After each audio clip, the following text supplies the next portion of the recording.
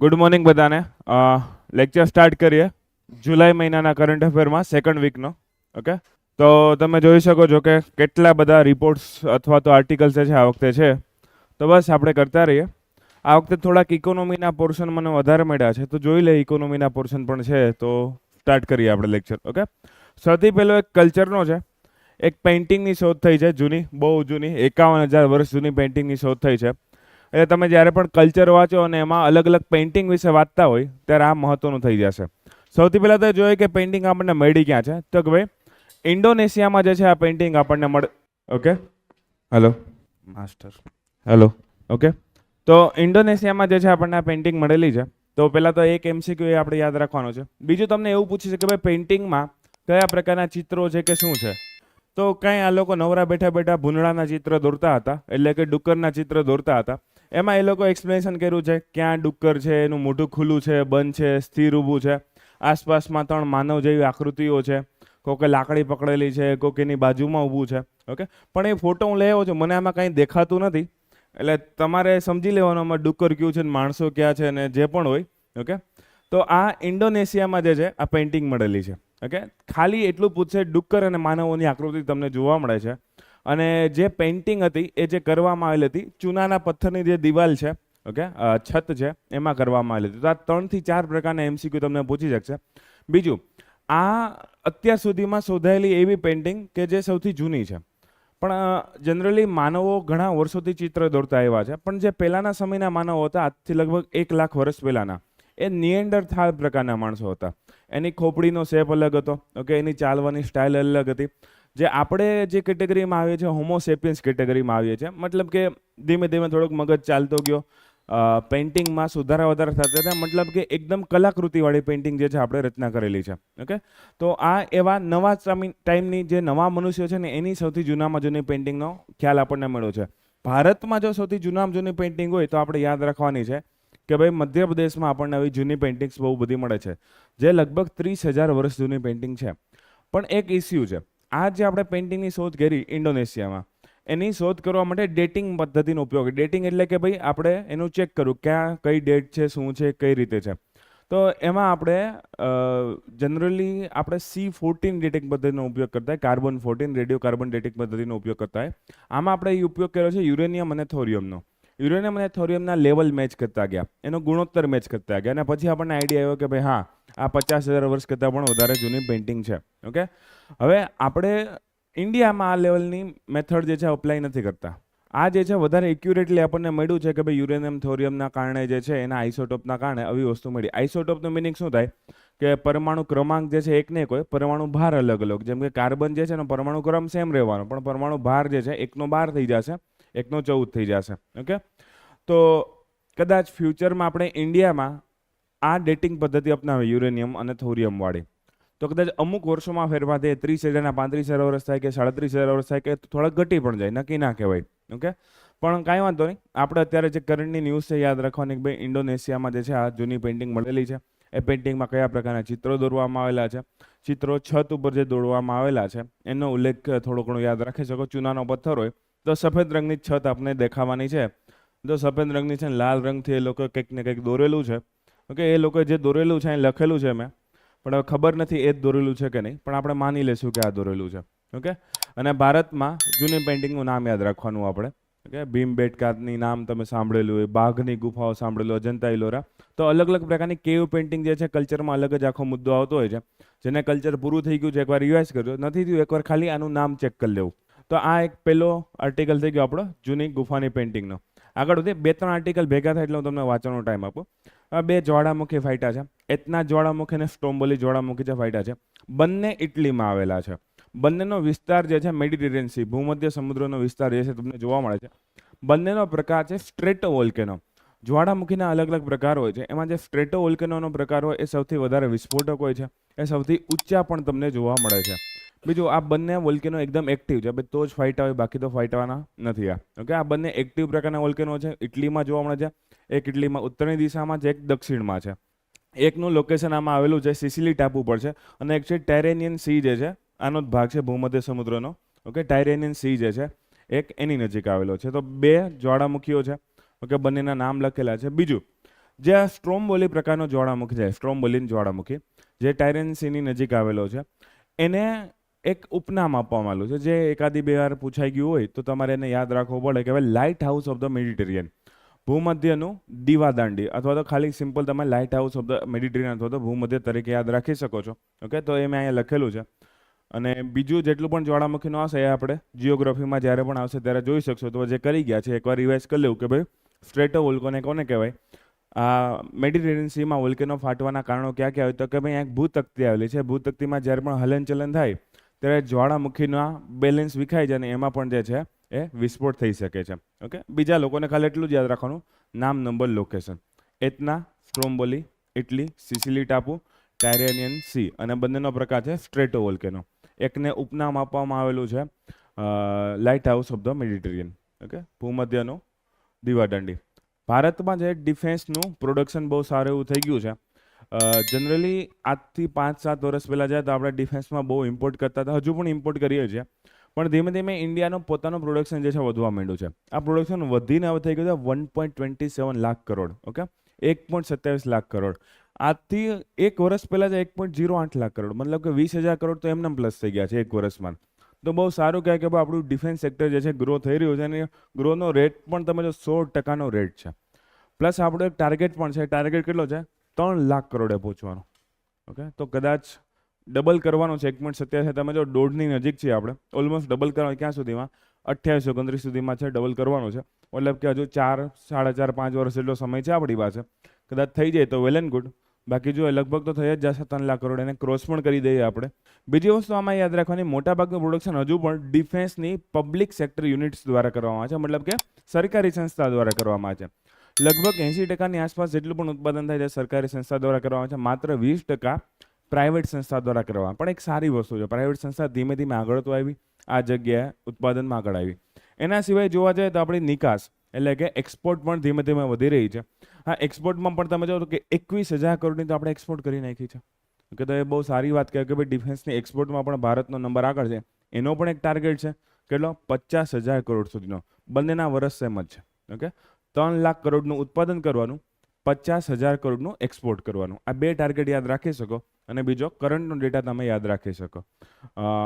Public અને private એ બેમાં કોનો ફાળો વધારે? તો કે પબ્લિકનો ફાળો વધારે છે. અમે જો 80% જેટલું સરકારી સંસ્થા બનાવે છે, 20% જેટલું પ્રાઇવેટ સંસ્થા બનાવે છે.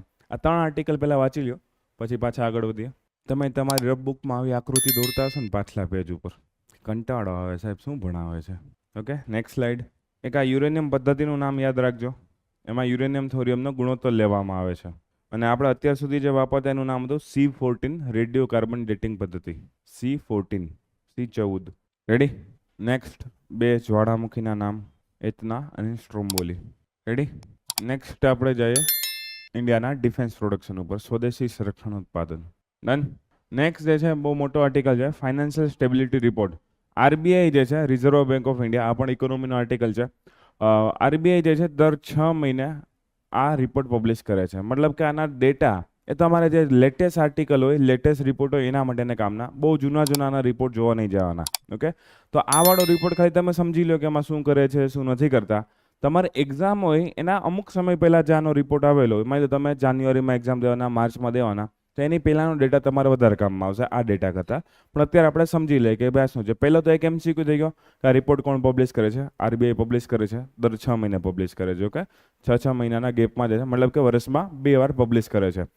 હવે બીજું, આ વર્ષનો જે રિપોર્ટ છે એમાં મેઇન 2 વસ્તુ ઉપર ધ્યાન આપવામાં આવ્યું છે કે ભાઈ વિશ્વમાં જે નાના મોટા તણાવો જોવા મળે છે, વિશ્વમાં જે ઇન્સ્ટેબિલિટી જોવા મળે છે, અને એમાં ભારતનો અને વિશ્વનો વિકાસ કયા પ્રકારનો થઈ રહ્યો છે. જો રિપોર્ટનું નામ જ શું છે? Financial stability. આર્થિક અથવા તો નાણાકીય સ્થિરતા કઈ રીતે આવી શકે.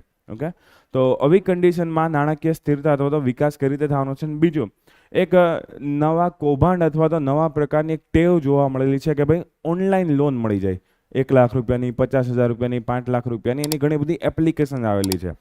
તો આરબીઆઈના બંને તરફની ચિંતાઓ છે. જે લોકો લોન આપી રહ્યા છે એના તરફની પણ ઝડપથી, અને જે લોકો લોન લઈ રહ્યા છે એના ઉપરની પણ ચિંતાઓ જોવા મળેલી છે. ઓકે, તો આમાં 2 મેઇન વસ્તુની વાત કરીએ છીએ. એક તો સ્ટેબિલિટીની વાત કરીએ છીએ અને એક તો એક મુદ્દાની વાત કરીએ છીએ, ડિજિટલ પર્સનલ લોનની પણ વાત કરવામાં આવેલી છે. બીજી એક વસ્તુ એવી કીધી કે વર્લ્ડ બેંક અને IMF જે છે એનો આખા વિશ્વનું ગ્રોથ પ્રોજેક્શન કેટલું છે ભાઈ. IMF શું વિચારે છે કે વિશ્વ કેટલા ટકાના દરે વિકસશે અને વર્લ્ડ બેંક શું વિચારે. તો જો IMF થોડુંક સારું કીધું 3.2% દરે વિકસશે, વર્લ્ડ બેંકે શું કીધું 2.6% દરે વિકસશે. તો એ ડેટા આપણે અત્યારે યાદ રાખવાની જરૂર નથી, ખાલી આ માઇન્ડમાં રાખજો. તો વિશ્વ ખાલી એટલા દરે વિકસી રહ્યું છે અને ભારત એના કરતાં ડબલ અથવા તો ટ્રિપલ દરે વિકસી રહ્યું છે. 6%, 7%, 7.5%ના દરે જે છે આપણે વિકાસ પામતા હોઈએ છીએ. ઓકે, તો આ એક મુદ્દો યાદ રાખો, કેમ કે આમાં આખા વિશ્વનું એવરેજ લેવામાં આવે. આફ્રિકાના દેશો પણ આવી જાય, યુરોપના દેશો પણ આવી જાય, ભારત અને એની આસપાસના દેશો પણ આવી જાય, ઘણી બધી વસ્તુ આવી જાય છે. બીજું, વિશ્વમાં ઘણા બધા રિસ્ક જોવા મળી રહ્યા છે. ઓકે, તો એ કયા કયા રિસ્ક છે? તો કે ભાઈ વિશ્વ યુદ્ધ ચાલુ છે અત્યારે ઘણી બધી જગ્યાએ. એના સિવાય તમે જો તો ક્લાઇમેટ ચેન્જના ક્રાઇસિસ વધી રહ્યા છે. અલગ અલગ જગ્યા પ્રોટેક્શનિઝમ મતલબ કે સંરક્ષણવાદ આવી રહ્યો છે. અમેરિકા પોતાના દેશને કેમ ભલું થાય એ મુજબની ટ્રેડ પોલિસી અપનાવે, ચાઇના પોતાના દેશને કેમ ભલું થાય એ મુજબની ટ્રેડ પોલિસી અપનાવે. એ લોકો વૈશ્વિકીકરણમાં થોડુંક ઓછું યોગદાન આપે છે અને પોતાના અર્થતંત્રને બચાવવામાં વધારે યોગદાન આપતા હોય છે. તો મતલબ કે ઘણા બધા રિસ્ક જોવા મળી રહ્યા છે અને છતાં પણ બેલેન્સ કેમ રાખવું, છતાં પણ જે છે સંતુલન કેમ રાખવું એની વાત છે. બીજી વસ્તુ છે સ્થાનિક રિસ્ક ક્યાં ક્યાં છે. ભારત દેશમાં કોઈ રિસ્ક છે કે નહીં, તો એક વાત કરીએ ભાઈ, ભારતમાં ફંડામેન્ટલ્સ બહુ સારા થઈ ગયા છે. ફંડામેન્ટલ્સની વાત કરીએ ભાઈ, GDPનો ગ્રોથ રેટ કેટલો છે, ફુગાવાનો દર કેટલો છે, રોજગારી બેરોજગારીનો દર કેટલો છે, મતલબ કે બધા ફંડામેન્ટલ થોડાક સ્ટ્રોંગની સાઈડ છે. છેલ્લા અમુક સમયમાં બેરોજગારીનો દર પણ ઘટ્યો છે. વિકાસ દર ખેતીનો કહો કે કોર ઇન્ડસ્ટ્રીઝનો કહો, જે સિમેન્ટ ઉદ્યોગ હોય, કોલસાનો ઉદ્યોગ હોય, એનર્જી ઉદ્યોગ હોય, એ બધા કોર ઇન્ડસ્ટ્રીના ડેટા પણ બહુ સારા સારા જોવા મળી રહ્યા છે. અને RBIની જે પોલિસી આવે છે, મોનેટરી પોલિસી કમિટી, ઓકે, તો એમાં જે ઇન્ફ્લેશન છે એ પણ કંટ્રોલ કરવામાં આવેલું છે. મતલબ કે આપણા ફંડામેન્ટલ છે થોડાક સારા એવા તમને જોવા મળે છે. એના પરિણામે એવું જોવા મળશે કે ભાઈ આપણી મજબૂત વ્યવસ્થા છે, નાણાકીય વ્યવસ્થા બહુ સારી છે અને ભારતીય અર્થતંત્ર હજુ પણ વિસ્તરણ પામશે, હજુ પણ આપણે એક્સપાન્શન પામવાના છીએ. તો લોકલ લેવલે આપણો ડેટા સારો છે. ગ્લોબલ લેવલે જોવા જાય તો ઘણા ખતરાઓ તમને જોવા મળશે. આપણે ઇન્ડિયામાં એટલા કોઈ ખાસ મોટા ખતરાઓ જોવા મળતા નહીં. ઓકે, મધ્યસ્થ ફુગાવો મતલબ કે ફુગાવો બેલેન્સમાં છે, કંટ્રોલ થઈ રહ્યો છે. બાહ્ય સ્થિતિ જે છે મતલબ કે ભારતના બાહ્ય વેપારની સ્થિતિ જે બહુ સારી એવી તમને જોવા મળે છે. નાણાકીય એકત્રીકરણ જે છે, પૈસાને ભેગા કરવાની આવતો હોય, ઇન્વેસ્ટમેન્ટની આવતો હોય, બધું સારી સારી વાત છે. અને એના કારણે ઉપભોક્તા એટલે કે કન્ઝ્યુમર્સ આપણા બધાનો વિશ્વાસ પણ વધારે છે અને જે રોકાણકાર હોય કે વ્યવસાયકારકો હોય એનો પણ વિશ્વાસ ઇકોનોમી ઉપર બહુ સારો છે. તો ઇનશોર્ટ સારી સારી વાત કરે છે. બીજી એક વાત કરે છે NPA. તમે નામ સાંભળેલું છે ઘણી જગ્યાએ. શું થાય NPA નું full form? Non performing assets કહેવામાં આવે છે. મતલબ કે એવી એસેટ્સ કે જેણે કદાચ 90 દિવસ સુધી કોઈ હપ્તો અથવા તો કોઈ પણ રકમ ના ભરેલી હોય અને એગ્રીકલ્ચરમાં આવે તો એમાં એગ્રીકલ્ચરની સિઝન ગણવામાં આવે, 90 દિવસ ના ગણવામાં આવે. ઓકે, તો NPA જે છે એ થાય મતલબ કે બેંકને નુકસાન થવાનું સ્ટાર્ટ થઈ જાય. બેંકને ખબર પડે કે ભાઈ કદાચ ડિફોલ્ટ કરી દેશે તો 90 દિવસ પછી પણ એ વ્યક્તિ ભરી શકે પાછો, નક્કી ના હોય. કદાચ એવું હોય કે ભાઈ અમુક સિઝન એવી ચાલતી હોય, કદાચ એવું હોય કે ઘરે પૈસા ના હોય, ઘણી બધી વસ્તુ હોય છે કે જ્યારે પૈસા આવે ત્યારે પાછા પૈસા ભરી દે. તો એક ડેટા એવો જોવા મળે કે ભાઈ NPA ધીમે ધીમે ઘટી રહ્યો છે. બે પ્રકારના NPAની વાત કરીએ, એક તો ગ્રોસ NPA અને એક છે નેટ NPA. ગ્રોસ NPAમાં જનરલી એવું હોય જેટલું પણ બેલેન્સ બાકી છે, 90 દિવસનું, એગ્રીકલ્ચર યરનું, એ બધું બેલેન્સ ગણવામાં આવે છે. અને ગ્રોસ NPA ટોટલ કેટલા લોકો લોન નથી ભરી, ઓકે, હપ્તા નથી ભર્યા, એને ગ્રોસ NPA કહેવામાં આવશે. નેટ NPAમાં તમારે અમુક ડેટા બાદ કરવો પડે, બહુ કોમ્પ્લેક્સ ગણતરી થાય એમાં. પણ નેટ NPAનો સીધી ભાષામાં મિનિંગ કહું તો એવું થાય કે બેંકને કેટલું હકીકતમાં નુકસાન જવાની શક્યતા છે. ઓકે, અમુક ડિફોલ્ટર્સ હોય, અમુક એવા લોકો હોય કે જે ભરવાના નથી, અમુક એવા સ્ટ્રેસફુલ સેક્ટર જ્યાંથી તમને એવું લાગે પૈસા નથી આવવાના, તો એ બધાના સરવાળા બાદબાકી કરીને છેલ્લે જે ડેટા આવે એને નેટ NPA કહેવામાં આવે છે. મતલબ ગ્રોસ NPA તમને વધારે દેખાશે, નેટ NPA જનરલી તમને ઓછો દેખાશે. તો આમાં પણ તમે જો ગ્રોસ NPA જે છે આપણને કેટલો દેખાય છે કે ભાઈ 2.8% જેટલો દેખાય. નેટ NPA તમને 0.6% જ દેખાય છે. મતલબ કે સારું છે. બેંકની એસેટ ક્વોલિટી જે છે સુધરી છે, બેંકો સારી જગ્યાએ લોન આપી રહ્યા છે, અથવા તો સારી રીતે રિકવર પણ કરી રહી છે. તો NPAના આંકડો ઘટ્યા એ બહુ સારી વાત કહેવાય. આજથી અમુક વર્ષો પહેલાં જ્યારે પણ મેન્સના ક્વેશ્ચન લખવાના ત્યારે NPA વિશે બધા લોકો વાંચીને બેસે. શું કામ? NPAના પ્રશ્ન બહુ પૂછાતા. કેમ કે NPAનો દર અમુક જગ્યાએ 10% અને 14% પહોંચી ગયો હતો. હવે બેંક જેટલી લોન આપે એમાંથી અમુક 15% જેટલી લોન તો ડિફોલ્ટ થતી હોય. અમુક બેંકમાં તો સ્થિતિ બહુ ખરાબ હતી, 20% ડિફોલ્ટનો રેટ હતો. ઓકે, પણ હવે એ રેટ જે છે તમે જોઈ શકો છો બહુ સારો થઈ ગયો છે, સુધરી ગયો છે, એક સારી વાત છે. સૌથી હાઈએસ્ટ NPA તમને ક્યાં જોવા મળે? કૃષિમાં. એટલે તો બેંક જે છે અહીંયા લોન આપવામાં આનાકાની કરવાનું છે કે ભાઈ 6% NPA છે ત્યાં, તો એ લોકો અહીંયા લોન આપતા પહેલાં ઘણીવાર વિચારવાનું છે. અને ભારત સરકાર હોય કે ભાઈ કોઈ પણ જગ્યાએ આપણે વિકાસ કરવાની જરૂર હોય તો આપણે હંમેશા શું કહીશું? કૃષિમાં ક્રેડિટની સુવિધા ઊભી કરવામાં આવે. ઓકે, પણ કાંઈ વાંધો નહીં, 6.2% છે. વ્યક્તિગત લોન મતલબ કે પર્સનલ લોન જે લેવામાં આવે એમાં એનપીએ જે છે તમને ઘણો ઓછો દેખાય છે 1.2%. મતલબ કે 100માંથી માંડ એકાદ માણસ જે છે એ ટાઈમ ટુ ટાઈમ લોનનું પેમેન્ટ કરતો નથી. ઓકે, અને એ પણ કદાચ ફ્યુચરમાં કરી પણ શકે છે. બીજું આ લોકો એક વાત કહે છે સ્ટ્રેસ ટેસ્ટ. સ્ટ્રેસ ટેસ્ટ એટલે કે તમને આઈડિયા આવી શકે ભાઈ તણાવ કેટલો રહેલો છે, એક એવી ટેસ્ટ કરવાની વાત કરે છે. ભાઈ બેંકોએ જે તે એક સ્થિતિસ્થાપકતા દર્શાવેલી છે, એક સારી વાત છે. બેંકોએ પોતાની સ્ટ્રેસ ટેસ્ટ જે છે પાસ કરેલ છે.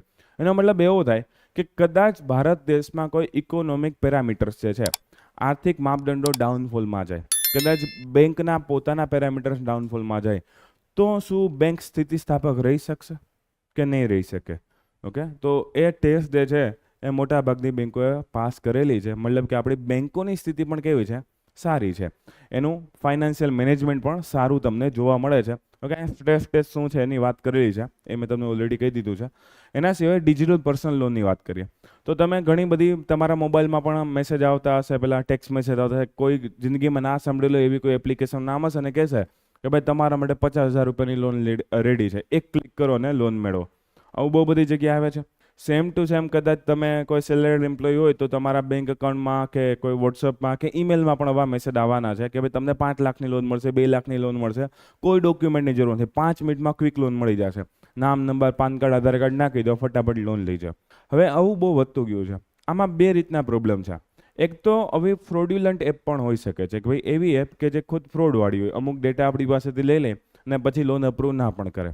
ઓકે, અથવા તો એવું પણ કરે કે એ આપણો પર્સનલ ડેટા ચોરી કરે એપ્લિકેશન ઇન્સ્ટોલ કરીએ ત્યારે, અને જો આપણે લોન પેમેન્ટમાં મોડું થાય તો આપણને ધાક ધમકી આવે કે ભાઈ અમે તમારો પર્સનલ ડેટા લીક કરી શકશું. એ એવી હદે પણ જાય છે કે આપણા પર્સનલ ફોટોસ પણ લીક કરી શકે. ઓકે, જો આપણે લોન ભરપાઈ ના કરીએ તો, કેમ કે બધું ઓનલાઈન માધ્યમથી થયું છે, એને ખબર નથી એક્ઝેક્ટલી તમે કઈ જગ્યાએ રહ્યો છો, એક્ઝેક્ટલી તમે શું કામ કરો છો. એને એનો બિઝનેસ કરવો હતો, એને 10 જગ્યાએ મેસેજ કર્યા, 2 લોકો એક્સેપ્ટ કરી દીધા તો એને લોન આપી દીધી. ઓકે, પ્લસ આમાં ઇન્ટરેસ્ટ રેટ પણ ઘણી વખત ખૂબ જ વધારે જોવા મળે છે, અથવા તો પેનલ્ટીઝ પણ વધારે જોવા મળે છે. બીજી વસ્તુ આરબીઆઈની ચિંતા એ છે કે ભલે એનપીએ ઘટી રહ્યું છે પણ ઘણા લોકો આવી જગ્યાથી લોન લઈને પાછા ભરતા જ નથી. ઓકે, અલગ અલગ એવી 10 એપ્લિકેશન લઈ લે, બધામાંથી 50,000, લાખ, 2 લાખ રૂપિયા ઉપાડ લે, પછી ગાયબ થઈ જાય, ફોન બંધ તોડી નાખે, સિમ કાર્ડ તોડી નાખે. ઓકે, પૂરું થઈ જાય, બેંક એકાઉન્ટ એક બંધ કરીને બીજું ચાલુ કરતી. તો આનાથી જે લોન આપવાવાળા જે હકીકતમાં સારી એપ્લિકેશન છે જે લોન આપવાડી છે એને તો એનપીએ વધશે. જે કોઈ બેંક સાથે કોન્ટ્રાક્ટમાં કામ કરતી હોય, આઈસીઆઈસીઆઈ સાથે કોન્ટ્રાક્ટમાં કામ કરતી હોય, એચડીએફસી સાથે કોન્ટ્રાક્ટમાં કામ કરતી હોય, ઓકે, તો હવે ઓલા લોકો તો ઉપરની બેંકોને શું જવાબ આપશે કે ભાઈ અમે સિમ કાર્ડ દ્વારા લોન આપી હતી પણ સિમ કાર્ડ તો બંધ બતાવે છે. અને ગ્રામ્ય વિસ્તારમાં વધારે થતું જોવા મળ્યું છે. ગામડામાં તમને ખબર છે ભાઈ પૈસાની અછત હોય, ઓકે, અને બુદ્ધિની વધારે થોડીક ઉપયોગિતા હોય, તો કે અચ્છા 1 લાખ રૂપિયા મળે, લાવો લઈ લ્યો, પછી જોયું જશે. તો ડિફોલ્ટિંગ જે છે, આમાં ડિફોલ્ટિંગ એટલે કે લોનની ભરપાઈ ના કરવી, એ વસ્તુ આપણને વધારે જોવા મળે. એનો રેશિયો બહુ વધારે નથી, 1 થી 3% આજુબાજુ છે અલગ અલગ એરિયામાં, પણ છતાં આરબીઆઈને ચિંતા એટલા માટે છે કેમ કે આવી ટેવ જે છે વધી શકે છે, તો એના કારણે એને ચિંતા થઈ રહી છે. બીજી વસ્તુ કે આવી એપ્લિકેશન આધેધડ લોન આપે છે તો ફાઇનાન્શિયલ રિસ્પોન્સિબિલિટી મેનેજમેન્ટ નથી થતી કે ભાઈ એક અસરકારક રીતે લોન આપવી જોઈએ, એક જવાબદારપૂર્વક લોન આપવી જોઈએ. તમે કદાચ હોમ લોન લેવા જાઓ, કાર લોન લેવા જાઓ તો એ લોકો તમને પૂછશે ભાઈ તમે કેટલું કમાવો છો, કઈ જગ્યાએ જોબ કરો છો, તમે કેટલા રૂપિયાનો હપ્તો ભરી શકો એમ છો, કેટલા ટકા વ્યાજ એ લોકો ઓફર કરે છે, એ બધી વસ્તુ. આમાં તો શું છે, એક ક્લિકમાં લોન, એ રિસ્પોન્સિબલ વ્યવહાર નથી. ઓકે, અને આના કારણે એનપીએ પણ વધી શકે ને લોકોની ફાઇનાન્સની ટેવો પણ બગડી શકે છે. કે તો એના કારણે જે છે આમાં બહુ ચિંતા આરબીઆઈને થઈ રહી છે. બીજું, આ આખું માર્કેટ જે છે બહુ વધવાની સંભાવના છે, એટલે આરબીઆઈ એવી ઈચ્છા રાખે છે કે ભાઈને થોડુંક વધારે અઘરી રીતે રેગ્યુલેટ કરે, થોડાક સ્ટ્રિક્ટ મેઝર્સ આપણે આમાં અપનાવે. $350 બિલિયન સુધીનું તમે જો આ માર્કેટ જે છે થઈ ગયું છે. એનાથી એવું પણ થાય કે રેગ્યુલર બેન્કિંગ ઉપર પણ અસર થાય. કદાચ ઘણા લોકોને એવું હોય કે કાર લોન લઈ, બાઇક લોન લઈ, પણ એના કરતાં શું કરશે, 2 અલગ અલગ એકાઉન્ટમાંથી પર્સનલ લોન લઈ લેશે આવા પ્રકારની. તો જે રેગ્યુલર બેંક છે એનો વેપાર પણ ઘટી શકે છે. ઘણી જગ્યાએ જે છે આની અસર જોવા મળે છે. ઓકે, તો આરબીઆઈની ચિંતાની પણ મેં વાત કરી દીધી છે. આરબીઆઈ એવું પણ કીધું કે ભાઈ આના માટે શું કરવું જોઈએ, તો કે ભાઈ રિસ્પોન્સિબલ લોનનો ધ્યાન રાખવું જોઈએ, ડોક્યુમેન્ટ્સનું વેરિફિકેશન પ્રોપરલી કરવું જોઈએ, બેકગ્રાઉન્ડ ચેક, સિબિલ સ્કોરનું તમે કદાચ નામ સાંભળેલું હોય, ઓકે, તો એવા અલગ અલગ સ્કોર ચેક કરીને પછી જ લોન આપવી જોઈએ. ડાયરેક્ટલી આવી લોન જે છે આપવી ના જોઈએ. અને લોકોને પણ એવું કહે છે કે ભાઈ એપ્લિકેશન ક્યાંય માન્ય હોય, કોઈ એકાદી મિનિસ્ટ્રી દ્વારા કે કોઈ એકાદી બેંક દ્વારા માન્ય એપ્લિકેશન હોય તો એમાંથી લોન લેવી. કોઈ પણ થર્ડ પાર્ટીએ કોઈ પણ જગ્યાથી આવી જાય તો લોન લેવાનું એમાં ઓછું રાખવું. ઘણી ચાઇનીઝ એપ્સ છે એવી લોન આપવાની ટ્રાય કરે છે. ઓકે, તો એ જોવું. હવે તમને પ્રશ્ન છે, સર આ લોકો એટલી લોન કેમ આપે છે? લોકોને છે ને જેટલી કેપેસિટી હોય ને એના કરતાં વધારે લોન આપી દે, એનાથી એ લોકોને ફાયદો થાય. વ્યાજ વધારે લઈ શકે, દંડ વધારે. આ ભણવાનો મુદ્દો છે, આ તમને સમજવાનો મુદ્દો છે. હું એમ કહું કે ભાઈ માની લો કે હું 50,000 કમાતો અને બેંકવાળા મને 1 લાખનું ક્રેડિટ કાર્ડ આપે. ક્યારેક તો મને એમ થશે ને કે ભાઈ હું 1 લાખ રૂપિયાની કોઈ વસ્તુ લઉં, કોઈ ફોન લઈ લઉં કે કોઈ જગ્યાએ જે છે શોપિંગ કરવા ગયો તો વધારે વસ્તુ લઈ લઉં. પણ ભાઈ મારો તો પગાર 50,000 જ છે. 1 લાખનું બિલ હું નેક્સ્ટ ટાઈમ કેમ ભરીશ? પ્રોબ્લેમ થશે. હું એક આખા ડેપ ટ્રેપમાં ફસાઈ જવાનો છું. પણ આનાથી ફાયદો કોને થશે? બેન્કિંગ સિસ્ટમને, અથવા તો આવા જે ફ્રોડ્યુલન્ટ કામ કરતા હોય એ લોકોને ફાયદો થવાનો છે. તો તમે જોજો કે હવે ક્રેડિટ કાર્ડ આપવાના બહુ વધી ગયા છે. વારે ઘડે તમને ફોન આવતો હશે, મેસેજ આવતો, ભાઈ ક્રેડિટ કાર્ડ લઈ લો, ક્રેડિટ કાર્ડ લઈ લો. શું કામ? પૈસા વધારવાનો જે ટાઈમ પીરિયડ છે ને એ પૈસા વાપરવાનો ટાઈમ પીરિયડ એ લોકો વધારવા માગે છે. ભાઈ ફટાફટ પૈસા વાપરો, આમ વાપરો, તેમ વાપરો, મોજ કરો. ભલે આપણી કેપેસિટી ના હોય, ભલે 20,000 કમાતા 1 લાખનું ક્રેડિટ કાર્ડ આપી દેશે. ઓકે, જે ક્યાંક ને ક્યાંક લોકોના બિહેવિયરને પણ હેરાન કરે. લોકો અત્યાર સુધી ના વાપરતા હોય પણ એમ થાય યાર આ તો મળે છે મસ્ત મજાનું, હાલો વાપરીએ. એકવાર વાપરું છું એટલે 5 મહિનાનો પગાર ભેગો વયો જશે એમાં. અને એમાં પાછો ઇન્ટરેસ્ટ રેટ બહુ વધારે છે. ક્રેડિટ કાર્ડમાં જો તમે ડિફોલ્ટ કર્યું તો ભાઈ બહુ મોટો ઇન્ટરેસ્ટ રેટ છે, પેનલ્ટી છે ચૂકવવી પડતી હોય છે. ઓકે, પણ કાંઈ વાંધો નહીં. આ આર્ટિકલ લાંબો છે, વાંચી લો. આમાં તો હજી મેં ઘણો ડેટા લીધો પણ નથી, બહુ મોટો આર્ટિકલ છે આ. ઓકે, તો જ્યારે લેટેસ્ટ આર્ટિકલ આવે તમારી એક્ઝામની જસ્ટ પહેલાંનો, એ બહુ ડેપ્થમાં વાંચવાની ટ્રાય કરજો. પણ એટલો ડેપ્થમાં ના વાંચતા કે આખું ઇકોનોમીનું રિવિઝન થઈ જાય. જરૂરી ડેટા જે છે આમાં આપણે જોવાના આવશે. ઓકે, એકવાર વાંચી લ્યો. Okay, next slide. ઓકે, અને જે લોકોને મેથ્સ છે ને આ ડેટા કામમાં આવશે મેથ્સની એક્ઝામ માટે, એનપીના ડેટા કે બીજા કોઈ ડેટા જે છે બેન્કિંગના ડેટા. Okay, next. તમને ખબર હોય તો Flipkart pay letter, Amazon pay letter જેવા ઓપ્શન પણ આવે છે. તમે ખરીદી કરો, પૈસા પછી ભરજો આવે છે ને, પછી ક્યાંકથી તો ભરવા તો ખરી ને ભાઈ. ઓકે, જેટલી પણ નવી એનપી આવે છે એમાં આજે રિટેલ લોન અથવા તો પર્સનલ લોન આવે છે એ 40% એનપીએમાં ઉમેરો કરે છે. મતલબ ભલે માની લો એનપીએ 3% જ છે, પણ એના 40% ગણવા જાઓ તો એ કેમાંથી આવે છે? રિટેલ લોન, નાની મોટી લોન્સ હોય છે એમાંથી જ આવે છે. એટલે આરબીઆઈને ટેન્શન વધારે છે. એનબીએફસીનું ફૂલ ફોર્મ શું થશે? Okay, non banking financial corporation અથવા તો કંપનીઝ. સરસ, ચલો નેક્સ્ટ આર્ટિકલ આગળ વધીએ. High seas treaty. Last time આપણે અનક્લોઝ વાળો એક આર્ટિકલ જોયો હતો, યુએનસીલોસ અથવા તો ઇન્ટરનેશનલ સીબેડ ઓથોરિટી. એને લગતી એ લોકોની જે ટ્રીટી છે જેને હાઈ સીફ ટ્રીટી કહેવામાં આવે છે. પણ હાઈ સીફ ટ્રીટી તો એનું હુલામણું નામ છે. એનું ઓફિશિયલ નામ તમે જો ત્યાં લખેલું છે BBNJ, biodiversity beyond national jurisdiction. Okay, એવું એનું નામ છે. હવે આવું નામ શું કામ પડ્યું? તો હાઈ સીસ કોને કહેવામાં આવે? તો યાદ કરો કે 200 નોટિકલ માઇલની એક લિમિટ હતી. એ 200 નોટિકલ માઇલની લિમિટ આપણે શેના માટે કીધી હતી? EEZ, એક્સક્લુઝિવ ઇકોનોમિક ઝોન માટે. હવે ત્યાં સુધી જે તે દેશનું થોડું ઘણું શાસન ચાલતું હોય, થોડું ઘણું ઇકોનોમિક રાઇટ્સ જે છે ચાલતા હોવાના છે. ઓકે, તો વિશ્વમાં એવા એરિયા કે જે કોઈના EEZમાં નથી આવતા, કોઈ પણ દેશના EEZમાં ના આવતા હોય, એની બહારના વિસ્તારો, એને હાઈ સીસ કહેવામાં આવશે. ઓકે, એને ગહન સમુદ્ર, ઊંડા સમુદ્ર અથવા તો હાઈ સીસ કહેવામાં આવશે કે જ્યાં કોઈ પણ દેશનું સ્થાપત્ય ના જોવા મળતું હોય, અધિપત્ય ના જોવા મળતું હોય, શાસન ના જોવા મળતું હોય, એને હાઈ સીસ કહેવામાં આવશે. હવે આવા હાઈ સીઝ જે છે એ બહુ જ મોટો વિસ્તાર જે છે કેપ્ચર કરે છે આખો. કેમ કે ભાઈ તમને ખબર છે કે 71% વિસ્તારમાં સમુદ્ર છે. બધા દેશની આસપાસ એટલી બધી જમીન કે એટલા બધા ટાપુ નથી કે બધા દરિયાના ભાગને કેપ્ચર કરી શકે. તો હાઈ સીઝ જે છે એમાં ઘણી બધી બાયોડાયવર્સિટી જોવા મળે છે. એમાં ઘણા બધા ખનિજ સંસાધનો પણ જોવા મળે છે. એ ઘણું બધું કાર્બન ડાયોક્સાઇડ અને ઓક્સિજનની આપલે પણ કરે છે. ઓકે, જે આપણા આબોહવાના નિયંત્રણ માટે પણ કામનું છે. એ લોકોની થર્મલ પ્રોપર્ટીઝ પણ છે, મતલબ કે તાપમાનની સ્થિરતા માટે પણ એ જવાબદાર હોય છે. જ્યારે ગ્લોબલ વોર્મિંગની વાત કરતા હોય, ક્લાઇમેટ ચેન્જની વાત કરતા હોય, ત્યારે આ બધા મુદ્દા માઇન્ડમાં રાખવા જરૂરી છે. ઓકે, તો બાયોડાયવર્સિટી બેયોન્ડ નેશનલ જ્યુરિડિક્શન, કે ભાઈ તમારા દેશના જ્યુરિડિક્શનમાં, તમારા દેશની સત્તામાં ના આવતા હોય એવી બાયોડાયવર્સિટીનું રક્ષણ કઈ રીતે કરશું? તો કે ભાઈ એ હાઈ સીઝ ટ્રીટીથી કરવામાં આવશે. આ હાઈ સીઝ ટ્રીટીની ચર્ચા લાસ્ટ યર સ્ટાર્ટ થઈ હતી 2023માં. આ વર્ષે ભારતમાં એમાં સિગ્નેચર કરેલી છે. ઓકે, હવે સિગ્નેચર કરવાથી કંઈ થશે નહીં. આપણી પાર્લામેન્ટમાં સંધિ પસાર કરવી પડશે. ત્યારે જે છે ને રેટિફાઈ કરેલું થયું છે એમ કહેવામાં આવશે. રેટિફાઈને આપણે ગુજરાતીમાં કહીશું બહાલી આપેલી છે. બહાલી કોના દ્વારા આપવામાં આવે છે? દેશની જે સર્વોચ્ચ લો મેકિંગ બોડીઓ એના દ્વારા. કોઈ દેશમાં રાજા મહારાજા હોય તો એના દ્વારા, કોઈ દેશમાં પાર્લામેન્ટ હોય તો એના દ્વારા, કોઈ દેશમાં મિલિટરી ગવર્મેન્ટ હોય તો એના દ્વારા.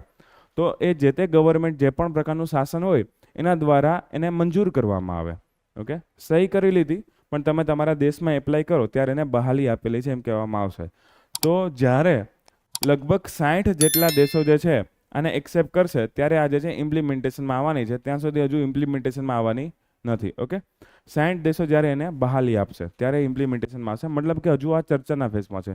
હજુ અલગ અલગ દેશો સહી કરી રહ્યા છે, હજુ પોતાની પાર્લામેન્ટમાં પસાર કરશે. ઓકે, તો હજુ પ્રોપરલી ઇમ્પ્લિમેન્ટેશનમાં નથી આવી. બીજું, ઘણી વિશ્વની સંધિ એવી હોય કે જે ફરજિયાત હોય અને ઘણી એવી મરજિયાત હોય. એ બંનેમાં ડિફરન્સ શું છે? ઘણી એવી સંધિ હોય કે તમે એને ફોલો કરો કે ના કરો તમને કોઈ દંડ થશે નહીં, તમે ખાલી હા પાડો છો ફોલો કરવા માટેની. પણ ઘણી સંધિ એવી હોય કે જો તમે એના નીતિ નિયમો નહીં માનો, એના રેગ્યુલેશન્સ નહીં માનો, તો તમને કાયદેસરની જે પણ જોગવાઈ હોય એ તમારે ભોગવવી પડે છે. તો એને કાયદેસર રીતે બંધન કરતા સંધિ કહેવામાં આવે છે, જેને આપણે ઇંગ્લિશમાં કહીશું લીગલી બાઇન્ડિંગ કહીશું. ઓકે, અથવા તો નોન લીગલી બાઇન્ડિંગ. જો મરજિયાત હોય તો, ફરજિયાત હોય તો લીગલી બાઇન્ડિંગ કહેવામાં આવશે. તો આમાં જ્યારે 60 દેશો એના પોતાની પાર્લામેન્ટમાં પસાર કરશે ત્યારે કાયદેસર રીતે બંધન કરતા બની જશે, મતલબ કે લીગલી બાઇન્ડિંગ પ્રકારની આ સંધિ બની જવાની છે. ઓકે, હવે આપણે આમાં જોઈએ કે સંધિમાં કઈ કઈ વસ્તુની વાત કરી છે. હા, હાઈ સીઝ પહેલાં તો કોને કહેવામાં આવે,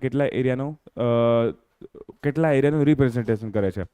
તો સૌથી પહેલાં તમે જો કે ભાઈ વિશ્વમાં જેટલા પણ દરિયાનો ભાગ છે એમાં 64% ભાગ જે છે હાઈ સીઝ પોતે ધરાવે છે, અને એ આખા વિશ્વનો 50% જેટલો જથ્થો ધરાવે છે. દરિયાનો 64% અને આખા વિશ્વનો 50% જેટલો જથ્થો જે છે ધરાવે છે. મતલબ કે બહુ મોટો એરિયા છે જેને સંરક્ષણની વાત કરવામાં આવે છે. આ એરિયામાં કેટલી 2,70,000 જેટલી સ્પીસીસ જોવા મળે. હવે આપણે આના નામ તો યાદ રાખશું જ નહીં, આપણને શું વૈજ્ઞાનિકોને એટલા નામ ખબર છે એટલું ઘણું થઈ ગયું. આ તો એટલી છે જે શોધાયેલી છે, નથી શોધાયેલી એટલી અલગ. તો આટલી દરિયાઈ પ્રજાતિને રક્ષણ આપવા માટે આપણે પ્રોટેક્શન કરવું પડશે. પ્રોટેક્શન શેનાથી કરશું? તો કે ભાઈ અમુક પડકારો જોવા મળે, જેમ કે એલ નીનોની ઘટના, લા નીનાની ઘટના વધી રહી છે. એના સિવાય દરિયાનું એસિડિફિકેશન થઈ રહ્યું છે, આપણે બધું કેમિકલ પોલ્યુશન કરીએ છીએ એના કારણે. કોઈ જગ્યાએ ગ્લોબલ વોર્મિંગ અથવા તો ઓશન વોર્મિંગ, દરિયાનું વોર્મિંગ થઈ રહ્યું છે, જેને આપણે મરીન હીટ વેવ્સ તરીકે પણ ઓળખી શકીએ છીએ. કોઈ જગ્યાએ એવું થઈ ગયું છે સમુદ્રના તળમાં ખાણકામ બહુ કરે. ઇન્ટરનેશનલ સી બેડ ઓથોરિટી આપણે જોયું હતું, એ રિસોર્સનું મેનેજમેન્ટ કરવામાં ધ્યાન આપશે. કઈ જગ્યાએ? સી બેડમાં, સમુદ્રના તળમાં.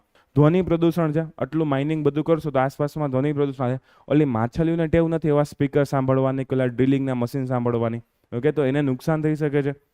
રાસાયણિક અને તેલના પ્રકોપ, મતલબ કે કોઈ તમે ઓઇલનું ટેન્કર હોય એ ધોળાઈ જાય, એ સળગી ઉઠે, એમાં બ્લાસ્ટ થાય, અથવા તો એની આખી પરત છવાઈ જાય તો નીચે સૂર્યપ્રકાશ પણ ના જાય. ઓકે, તો ઓઇલની સંબંધિત દુર્ઘટના હોય છે.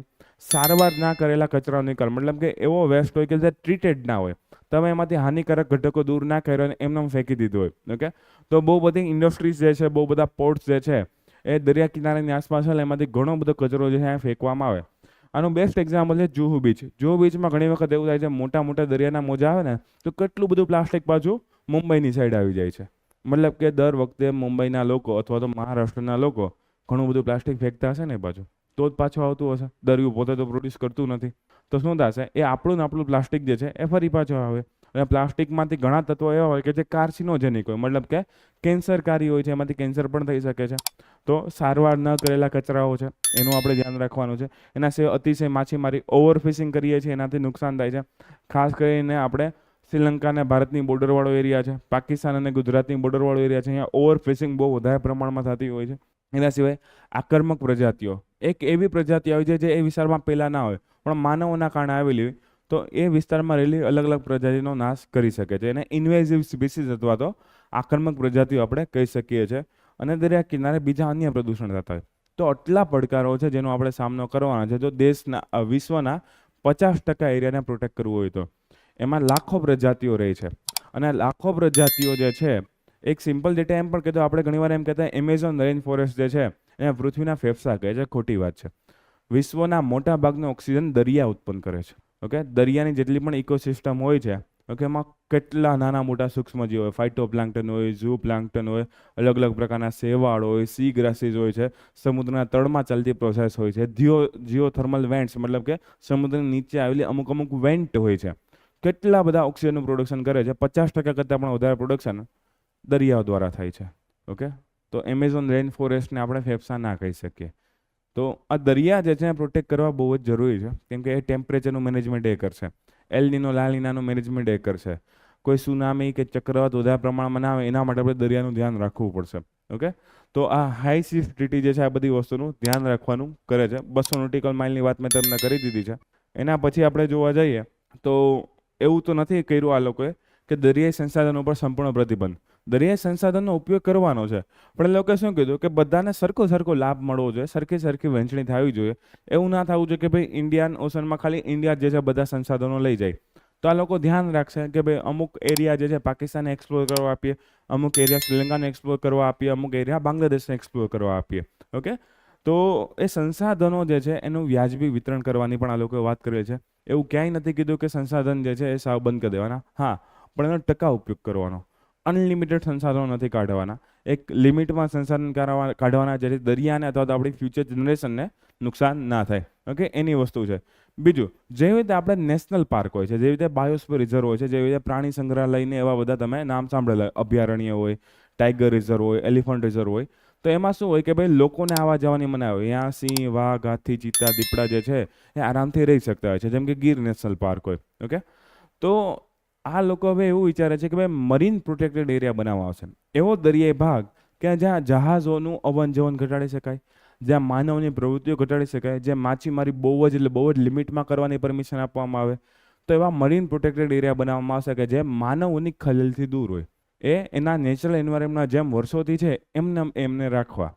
અહીંયા માનવોની કોઈ પણ પ્રકારની જે છે ખલેલ પહોંચાડીને, આર્થિક પ્રકારની હોય, સામાજિક પ્રકારની હોય, માછીમારી માટે હોય કે બીજી કોઈ પણ પ્રવૃત્તિ, પ્રદૂષણની હોય, એવી કોઈ પણ અસર ના થાય એને આપણે મરીન પ્રોટેક્ટેડ એરિયા બનાવવાની વાત છે. પણ હજી બનાવશે ત્યારે જોશું કયા કયા એરિયા બનાવેલા છે, ત્યારે આપણે યાદ રાખવા પડશે. ઓકે, ફરજિયાત પર્યાવરણીય અસરનું મૂલ્યાંકન, મતલબ કે એન્વાયરમેન્ટલ ઇમ્પેક્ટ અસેસમેન્ટ. આ મુદ્દો તમારે મેન્સમાં બહુ કામનો છે. આ મુદ્દો તમને પબ્લિક પોલિટીમાં પણ પૂછે છે, આ એથિક્સમાં પણ તમને પૂછે, કરંટ અફેરમાં પણ પૂછે. એન્વાયરમેન્ટનો કોઈ પણ ટોપિક હોય તો પણ તમને પૂછે ને એન્વાયરમેન્ટલ ઇમ્પેક્ટ અસેસમેન્ટ. એને શોર્ટમાં હું સમજાવી દઉં શું થાય. જેમ કે માની લ્યો કે આપણે કોઈ પ્રોજેક્ટ કરીએ છીએ, ફોર એક્ઝામ્પલ કોઈ ડેમ બનાવીએ છીએ કે કોઈ પાવર પ્લાન્ટ નાખીએ છીએ, અને એના કારણે સાચી વાત છે કે આસપાસના વિસ્તારમાં થોડુંક તો નુકસાન થશે, ક્યાંક નાનું મોટું નુકસાન થશે. તો સૌથી પહેલાં આપણે એ ચેક કરવાનું, એની ઇમ્પેક્ટ, એની અસર જે છે એનું મૂલ્યાંકન કરવાનું. માની લો કે આ ડેમ બને છે તો આસપાસના વિસ્તારમાં, પાછળના વિસ્તારમાં, આગળના વિસ્તારમાં કઈ કઈ સમસ્યા આવી શકશે. આગળની બાજુ પાણીનો ભરાવો થશે, આ બાજુ પાણીની અછત થશે, તો એ ધ્યાન રાખવું પડે. માછલીઓ જે છે ડેમને ક્રોસ તો નહીં કરી શકે, તો એ પણ જોવાનું કે ભાઈ દરિયાઈ અથવા તો નદીની જીવસૃષ્ટિને શું અસર થવાની છે. બીજી વસ્તુ, ડેમ જ્યારે પણ બનાવવામાં ત્યારે જોવામાં આવે કે ભાઈ એમાં કાંપ કેટલો આવે. મતલબ કે તમે આટલો મોટો ડેમ બનાવ્યો છે, નદી કાંપ લઈ આવશે, તો નદી શું કરશે ખબર, ધીમે જે છે ને ડેમમાં કાંપ અથવા તો રેતી ભરવાનું ચાલુ કરી દેશે. તો એક સમય એવું આવશે તમે ડેમ બનાવ્યો હોય 500 ફૂટનો, પણ હવે એની અસરકારક ઊંચાઈ થઈ ગઈ ખાલી 250 ફૂટ. શું કામે? 10, 15, 20 વર્ષ કાંપ એટલો છે, એનું મેનેજમેન્ટ તમે કંઈ કર્યું નહીં. એના કારણે બંને વિસ્તારમાં પૂર આવી શકશે, પાછળના વિસ્તારમાં પણ, આગળના વિસ્તારમાં પણ પૂર આવી શકે.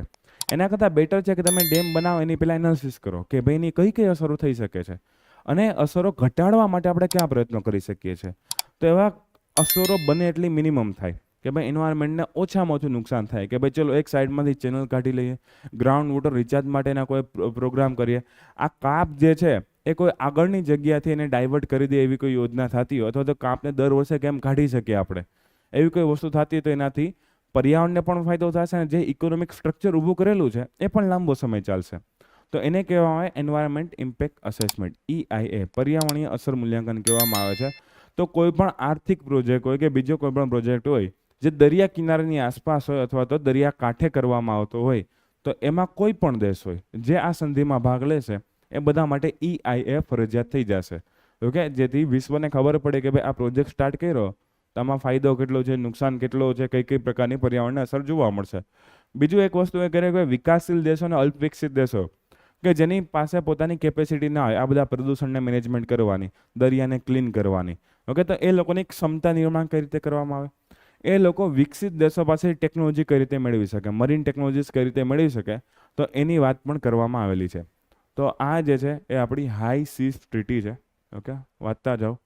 હાઈ સીઝ ટ્રીટી, પણ એનું ઓફિશિયલ નામ તમે યાદ રાખજો, biodiversity beyond national jurisdiction. Okay, next slide. મેઇન્સવાળા ધ્યાન રાખજો, આ તમારો અડધો પ્રશ્ન થઈ ગયો, દરિયાના પ્રશ્નો. બધા પ્રશ્નો મોસ્ટ ઓફ જે છે અહીંયા નોટ ડાઉન કરી દીધા છે, અને આ એનું એક સોલ્યુશન પણ થઈ ગયું, આવા પ્રકારની સંધિઓ કરવી. નેક્સ્ટ, તમને એવો પણ પ્રશ્ન પૂછશે, MPA, મરીન પ્રોટેક્ટેડ એરિયાસ નામનો શબ્દ કઈ સંધિ અથવા કઈ સંસ્થા સાથે જોડાયેલો હતો, જ્યાં અનક્લોઝ આવતું હોય અથવા તો હાઈ સીઝ ટ્રીટી આવતું હોય એને તમારે અટેમ્પ્ટ કરવાનું રહેશે. ઓકે નેક્સ્ટ 60 દેશો યાદ રાખજો, કદાચ તમને પૂછી લે આ સંધિ અમલમાં આવી ગઈ છે નથી આવી, ક્યારે આવશે, તો કે ભાઈ 60 દેશો જે છે સહી કરે અને પોતાની પાર્લામેન્ટમાં બહાલી આપે અથવા તો રેટિફિકેશન આપે ત્યારે આ માન્ય થયેલી સંધિ ગણાશે, ત્યારે એનું અમલીકરણ ચાલુ થશે ઓફિશિયલી. ઓકે, એના પછીનો આર્ટિકલ છે એરિયન 6 રોકેટ.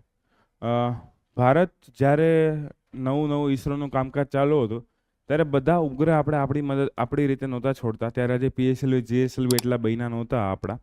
ઓકે, પીએસએલવી જીએસએલવી આપણી રોકેટ લોન્ચિંગ સિસ્ટમ છે અને આપણે ઉપયોગ કરતા હતા રશિયાની રોસકોસ્મોસ નામની જે સંસ્થા છે એનો ઉપયોગ કરતા હતા, અને બીજા આપણે ઉપયોગ કરતા હતા ફ્રાન્સના એરિયાન રોકેટ્સનો. તો અત્યારે ફ્રાન્સની બદલે જે છે આ લોકો બનાવી નાખ્યું છે યુરોપિયન સ્પેસ એજન્સી ESA. તો આપણે એરિયન 4 રોકેટ, એરિયન 3 રોકેટ ઘણાનો ઉપયોગ કર્યો છે. અત્યારે એરિયન 5 નાસા અને એરિયન 6 રોકેટ આવેલો છે. એમાં પણ 2 વર્ઝન છે, આ તમને દેખાય નીચે. ખાસ ધ્યાનથી જો તમને દેખાશે એક નાનકડો ભાગ અલગ છે, એકમાં વચ્ચે બૂસ્ટર આપેલું છે, એકમાં બૂસ્ટર આપેલું નથી. મતલબ કે આ વધારે કેપેસિટી ધરાવશે, આ ઓછી કેપેસિટી આવશે. એકનો કોડ છે એરિયન 62, એકનો કોડ છે એરિયન 64, પણ એ તમારે કામનો નથી. ખાલી એટલું યાદ રાખજો કે ભાઈ એરિયન રોકેટ કોના છે, યુરોપિયન સ્પેસ એજન્સીના છે. એમાં ટોટલ 2 સ્ટેજ હોય છે. આ 2 સ્ટેજમાં જે છે વાપરવામાં આવતું ફ્યુલનું નામ તમારે યાદ રાખવાનું, લિક્વિડ ઓક્સિજન અને લિક્વિડ હાઇડ્રોજન ફ્યુલ તરીકે વાપરવામાં આવે છે. લિક્વિડ ઓક્સિજન અને લિક્વિડ હાઇડ્રોજન. એની મેક્સિમમ કેપેસિટી કેટલી, તો કે 20,000 કિલોગ્રામના સેટેલાઇટની. વધારેમાં વધારે એટલો ઉપગ્રહ લઈ જઈ શકશે, પણ એમાં પણ પ્રોબ્લેમ છે કે માની લો કે તમારે જવું છે 500 કિલોમીટરની કક્ષાએ તો સારામાં સારું ઉપગ્રહ લઈ જઈ શકશો, પણ તમારે જવું છે 5,000 કિલોમીટરની કક્ષાએ તો તમારે ઉપગ્રહનું વજન ઘટાડવું પડશે. એટલી કેપેસિટી કદાચ રોકેટમાં હોય અને ના પણ હોય.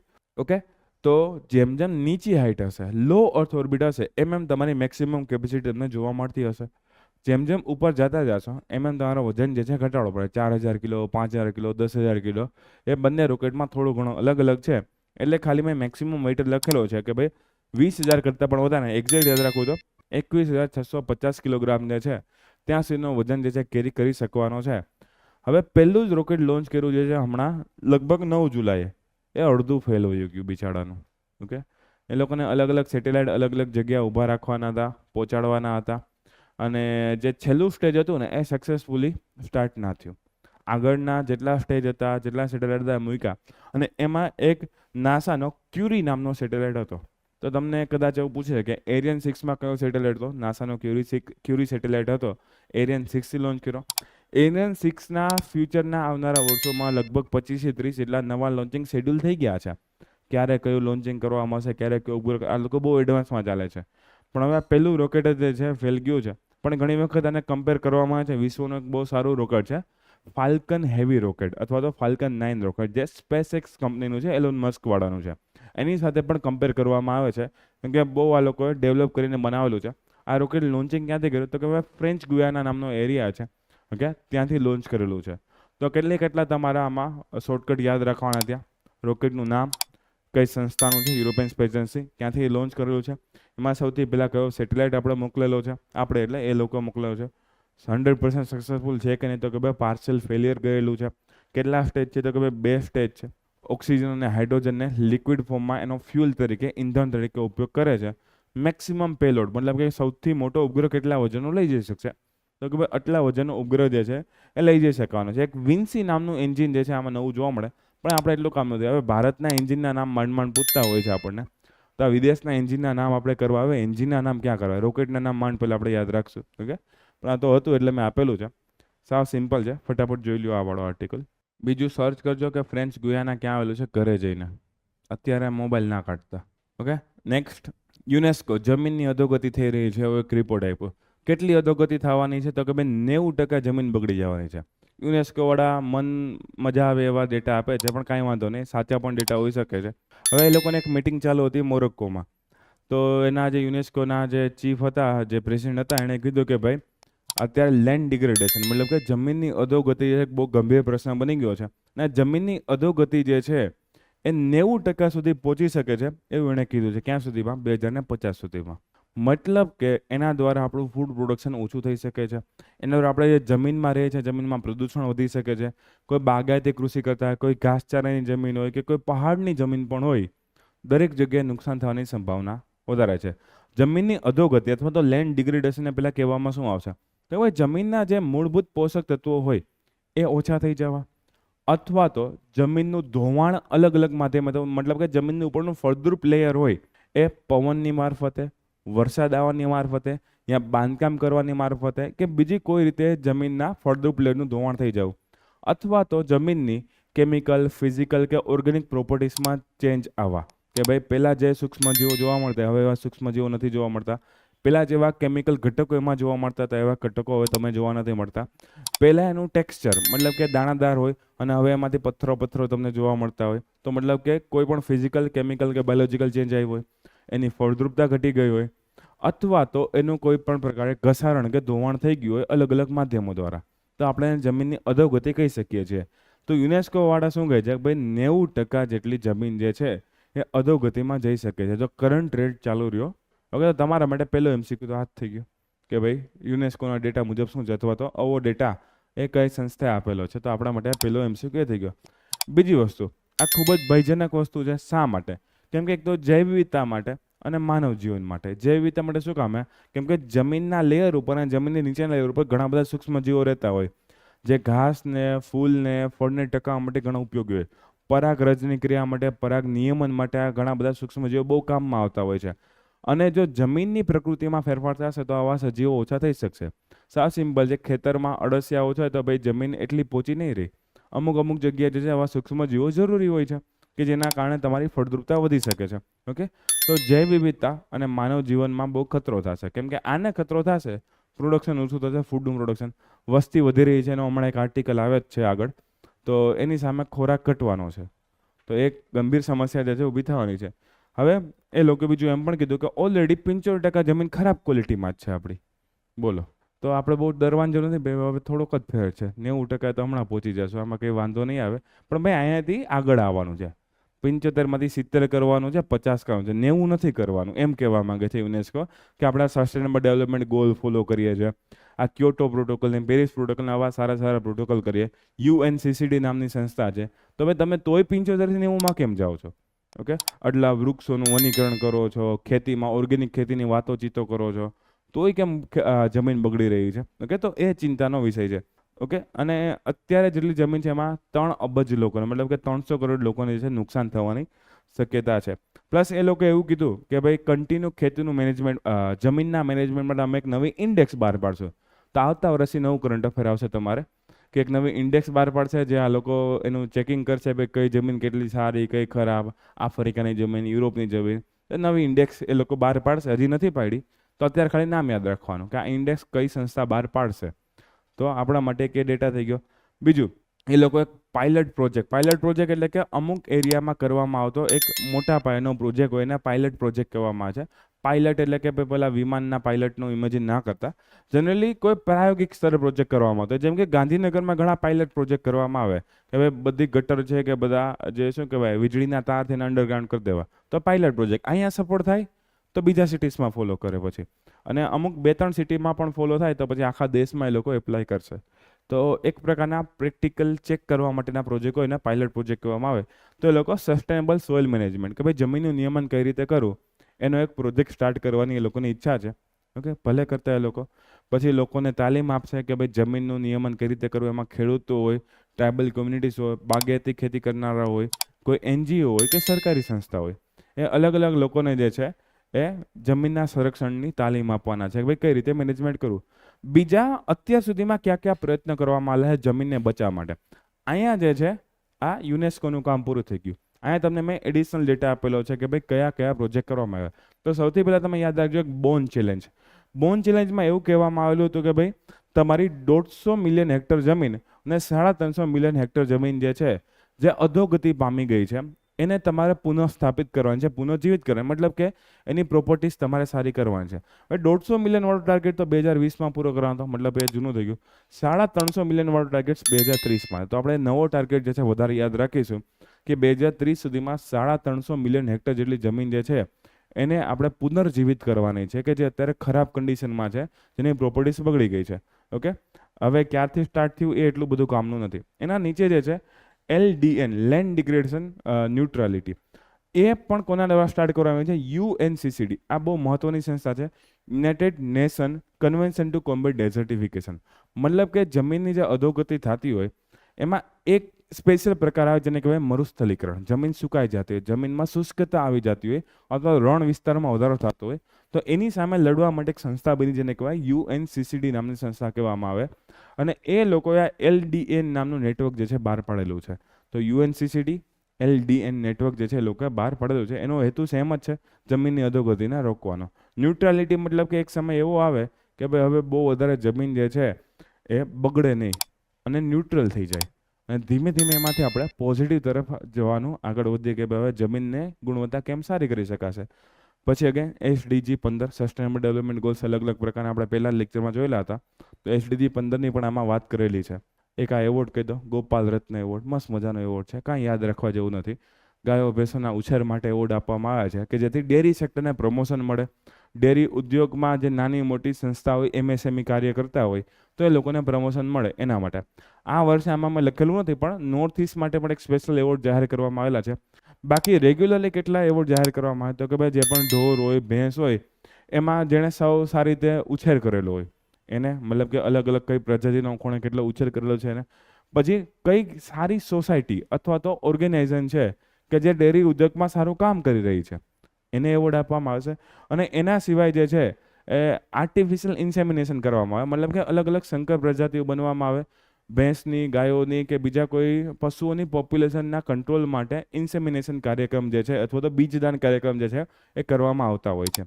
તો એને લગતા ટેકનિશિયન જે હોય એને એવોર્ડ આપવામાં આવશે.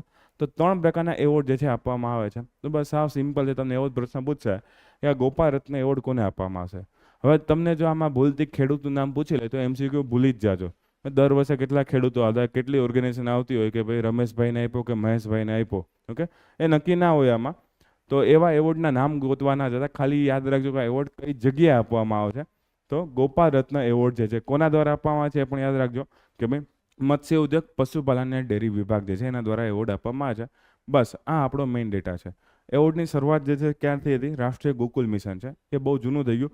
રાષ્ટ્રીય ગોકુલ મિશનમાં પણ એવું જ હતું કે સ્વદેશી ગાયો ભેંસોની પ્રજાતિઓ હોય એનું દૂધનું ઉત્પાદન કઈ રીતે વધારી શકાય, એની ક્વોલિટી કઈ રીતે સારી કરી શકાય, ઓકે, અને એનું નિયમન કઈ રીતે સારી કરી શકાય કે એ લોકોને કોઈ રોગ ના થાય, એના દૂધમાંથી જે છે આપણને પણ સારા સારા ન્યુટ્રિશનલ બેનિફિટ કઈ રીતે મળી શકે, ઓકે. તો ડેરી ઉદ્યોગના પ્રમોશન માટે રાષ્ટ્રીય ગોકુલ, જો નામ જ છે ગોકુલ મિશન, એના ઉપરથી આપણને આઈડિયા આવી જાય કે ભાઈ એના હેતુ કયા કયા પ્રકારના હોય છે. કે આમાં લખ્યું છે બોવાઇન એટલે કે દૂધાળા પશુ, એમ આપણે થોડું ઘણું ગુજરાતી કરી શકીએ છીએ, દૂધાળા પશુ એવું કરી શકીએ છીએ, પણ એક્ઝેક્ટ એવું નથી થતું. પણ અત્યારે તમે યાદ રાખો, ઓકે. ક્યાં હતા? યુનેસ્કોમાં, જોતા જાઓ, ઓકે. Next slide. આમાંથી કોઈ પણ આંતરરાષ્ટ્રીય સંધિ તમને પૂછી લેશે, ધ્યાન રાખજો, ઓકે. નેક્સ્ટ, ગોપાલ રત્ન એવોર્ડ.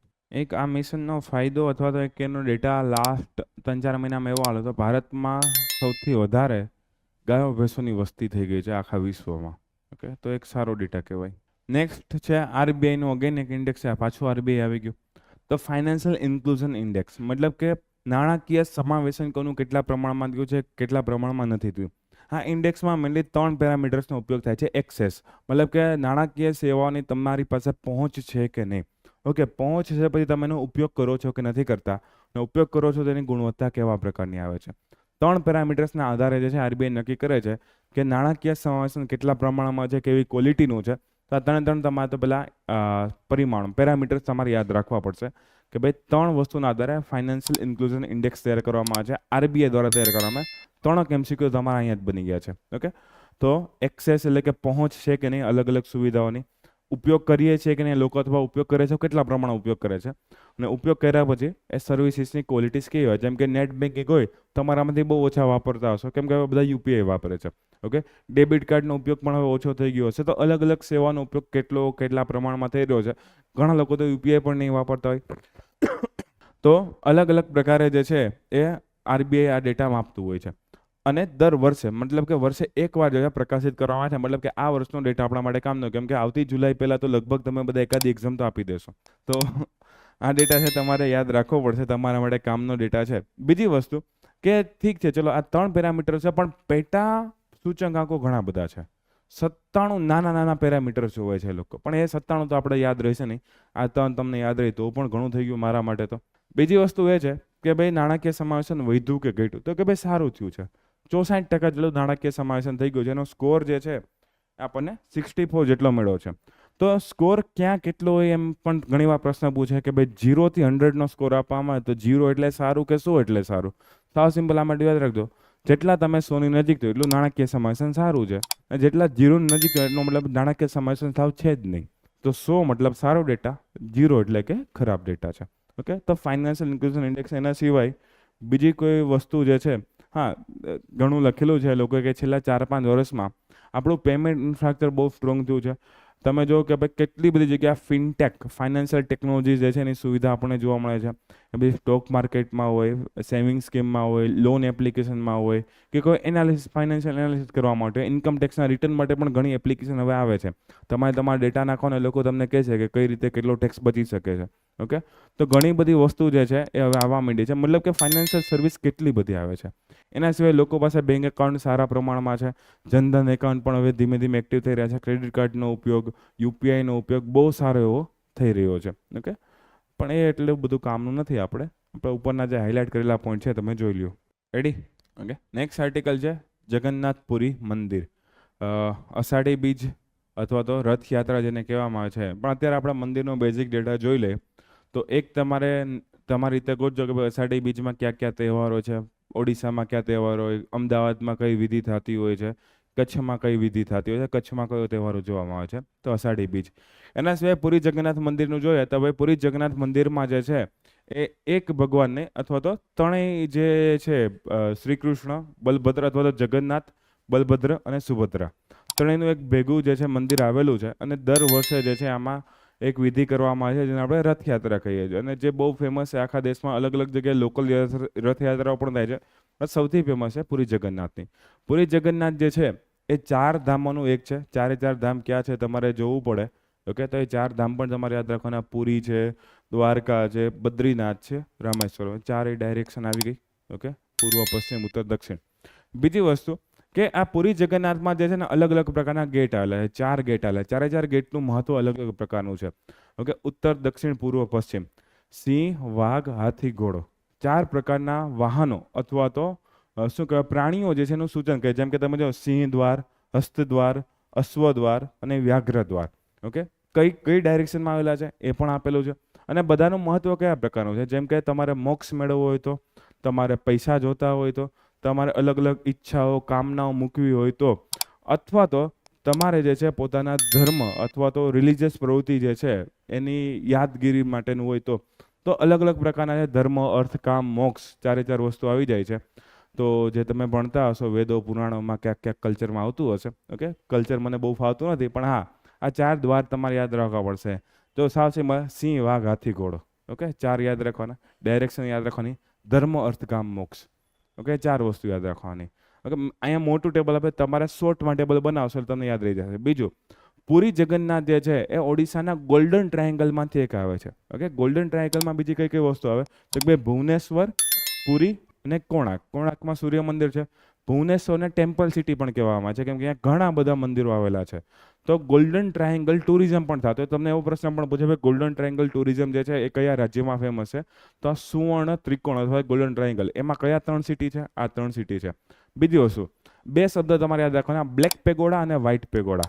કોણાર્કનું સૂર્ય મંદિર જે છે એને બ્લેક પેગોડા તરીકે ઓળખાય છે, પણ પુરી જગન્નાથનું મંદિર છે એને વ્હાઇટ પેગોડા તરીકે ઓળખવામાં આવે છે. ઓકે, એના સિવાય આ વિસ્તાર જે છે એ કલિંગ વિસ્તાર આવે. તો અહીંયા જે આર્કિટેક્ચર જોવા મળે એને કલિંગ આર્કિટેક્ચર અથવા કલિંગ સ્થાપત્ય શૈલી કહેવામાં આવશે. ઓકે, આ કલિંગ સ્થાપત્ય શૈલી કોનો પ્રકાર છે? નગર શૈલીનો કે દ્રાવિડ શૈલીનો? તો તમારે યાદ રાખવાનું કે ભાઈ નાગર શૈલીનો એક પેટા પ્રકાર જે છે.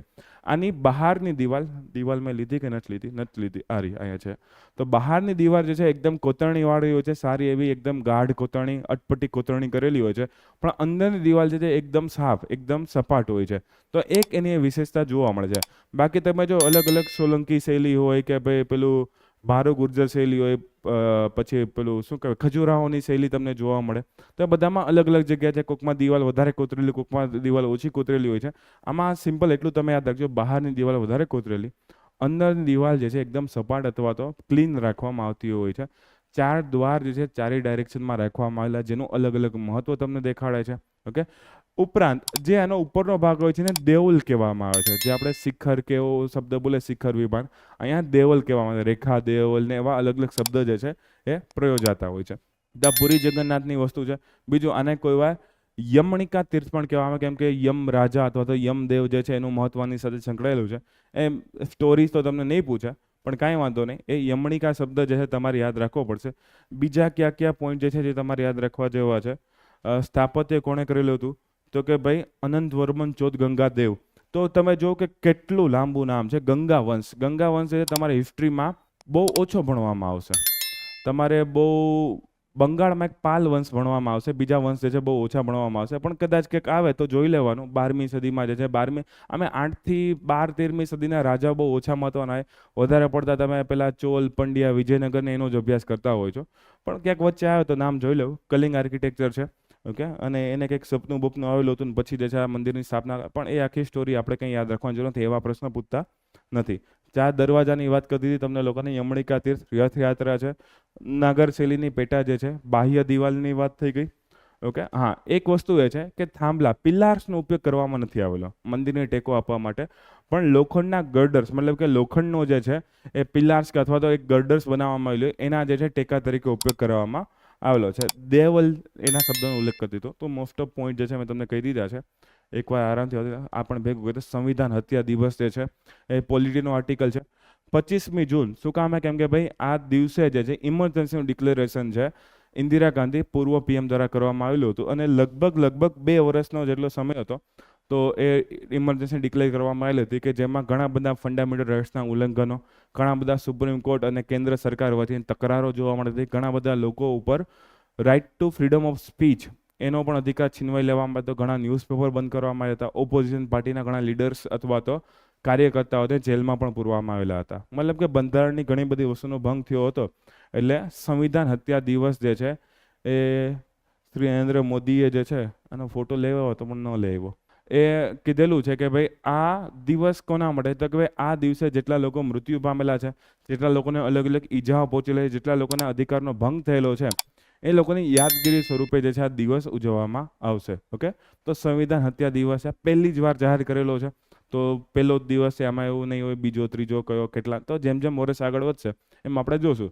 પણ તમને પણ ખબર છે કદાચ ગવર્મેન્ટ બદલે તો આ દિવસ 5 વર્ષ રહી, પછી પાછો ના પણ રહી, પણ ત્યાં સુધીમાં તો 2-3 એક્ઝામ આવી જાય તો પ્રશ્ન પૂછાઈ શકે છે. સંવિધાન હત્યા દિવસ. બીજું તમારે ઘરે હોમવર્કમાં શું જોવાનું કે ભાઈ ઇમરજન્સી ડિક્લેર કઈ રીતે થાય, 352 શું છે, 355 56 શું છે, 360 શું છે, પ્રેસિડેન્ટ રૂલમાં શું હોય, નેશનલ ઇમરજન્સીમાં શું હોય, ફાઇનાન્શિયલ ઇમરજન્સીમાં શું હોય. પ્રેસિડેન્ટ રૂલ સૌથી વધારે વાર અલગ અલગ જગ્યાએ લાગેલા હશે. નેશનલ ઇમરજન્સી છે કેટલી વાર, 3 જ વાર લાગેલી છે. એ 3 વાર જે છે અહીંયા લખેલું છે 1962માં લાગેલી છે. ઓકે, એના સિવાય જે છે આપણે લાગેલી 1971માં, અને એના સિવાય જે આ ત્રીજી આપણે વાત કરીએ 1975 ટુ 1977, તો 3 વાર તમને લાગેલી જોવા મળે છે. સૌથી પહેલા 1962 મતલબ કે ચીન સાથેનું યુદ્ધ ચાલુ હતું ત્યારે. ક્યાં સુધી ચાલુ રહી, 68 સુધી ચાલુ રહી. મતલબ કે ઇન્દિરા ગાંધીનો સમયગાળો ચાલુ થઈ ગયો હતો. 71 અગેન ઇન્દિરા ગાંધીનો સમયગાળો. ત્રીજી વાર અગેન ઇન્દિરા ગાંધીનો સમયગાળો જે છે એમાં તમને ચાલુ તમને જોવા મળે છે. તો ઇમરજન્સીની ઘોષણા જે છે એના કારણે કઈ કઈ મુશ્કેલી આવે, એ તમારે બધું પોલિટીમાં આવે. કેન્દ્રીકરણ થઈ જાય છે, રાજ્ય સરકારની પાવર ઘટી જાય છે, ફંડામેન્ટલ રાઇટ્સ ઉપર જે છે એ પ્રતિબંધો લાગે છે, સુપ્રીમ કોર્ટમાં જવાના અમુક અધિકારો છીનવાઈ લેવામાં આવે છે, ઘણી બધી વસ્તુ છે. પછી તમને એ પણ ખબર છે 42મો અને 44મો બંધારણીય સુધારો આવેલો હતો. 42માં ઘણી બધી એક્સ્ટ્રા વસ્તુ કરવામાં આવી હતી, 44માં એ બધી કાઢી નાખવામાં આવેલી હતી. અને છેલ્લે કેશવાનંદ ભારતી કેસ જે છે એ પણ આવેલો તો મિનર્વા મિલ્સ કેશવાનંદ ભારતી કેસ. તો આખું જે છે તમારે રિવિઝન કરવું પડશે. શું કામ? કારણ સંવિધાન હત્યા દિવસની સાથે એક સ્ટેટમેન્ટ મૂકી દઈ કે ઇમરજન્સી માટે આ વસ્તુ મહત્વની છે, અથવા ઇમરજન્સી જે છે આ ફલાણા આર્ટિકલથી જાહેર કરવામાં આવે છે. તો બધા પોઈન્ટ તમારે યાદ રાખવા પડશે. ઓકે, તો અહીંયા તમે ખાલી કરંટ અફેર તમને કીધું છે, વાંચી લ્યો. બ્લેક પેગોડા, વ્હાઇટ પેગોડા, પુરી જગન્નાથ મંદિર. ખાસ અષાઢી બીજનું અલગ અલગ મહત્વ તમે ઘરે ગોતજો. બીજું સૂર્ય મંદિર ક્યાં છે? અહીંયા બાજુમાં કોણાર્કમાં, સોરી મોઢેરામાં. કોણાર્ક તો હાર્યું. ગયા છો કોઈ કે નથી ગયા? Okay, next. 4 દ્વાર, ધર્મ, અર્થ, કામ, મોક્ષ. લાસ્ટ ટાઈમ મારે આરએફઓનું ઇન્ટરવ્યુ હતું ત્યારે એક એવો પ્રશ્ન પૂછેલો હતો કે પ્રાણીઓનું મહત્વ ધર્મમાં કઈ કઈ જગ્યા કહેવામાં આવ્યું છે. કેટલું બધું બોલી ગયો, મજા આવી ગઈ.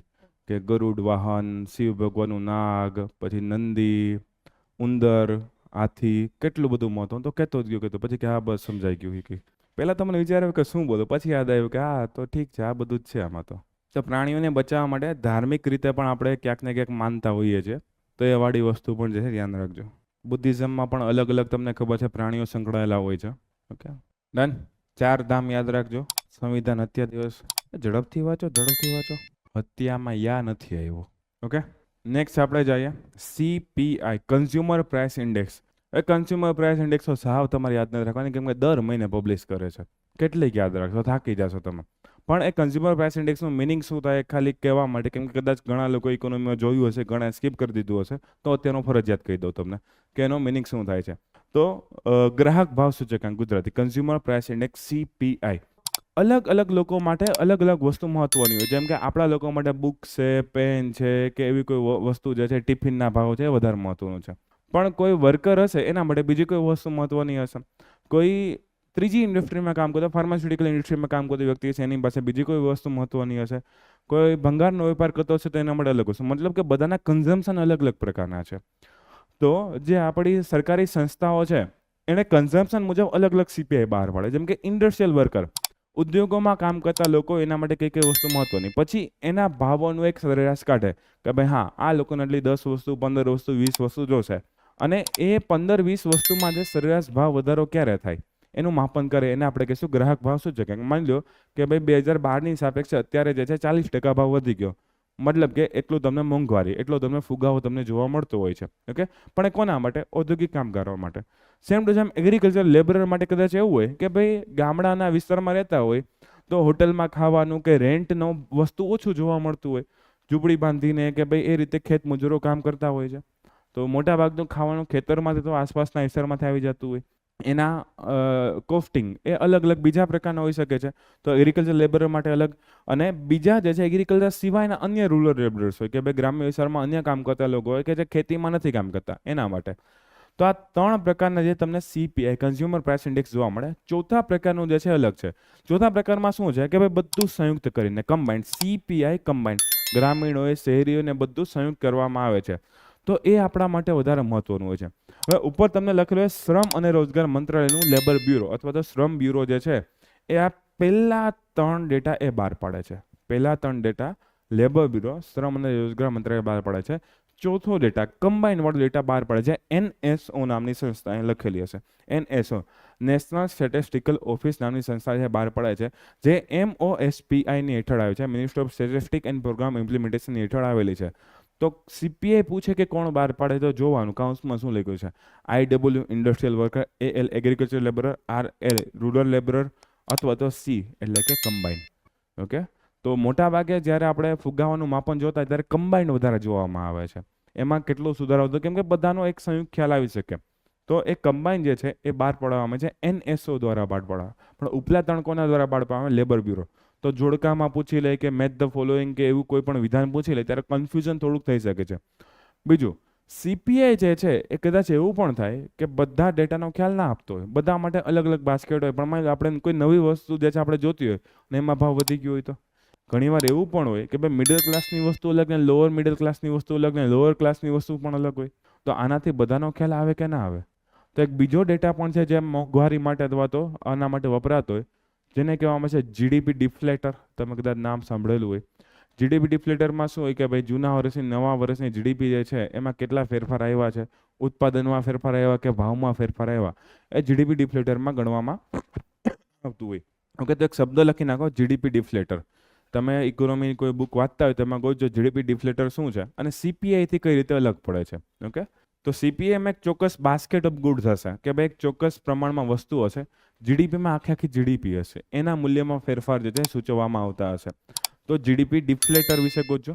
એના સિવાય તમને એવું પણ પૂછાય ભાઈ કન્ઝ્યુમર પ્રાઇસ ઇન્ડેક્સ કે હોલસેલ પ્રાઇસ ઇન્ડેક્સ, જથ્થાબદ્ધ ભાવ સૂચકાંક, wholesale price index WPI. Okay એ બંનેમાં શું ફેરફાર છે? તો ભાઈ હોલસેલ પ્રાઇસ ઇન્ડેક્સમાં આપણા માટે ના હોય.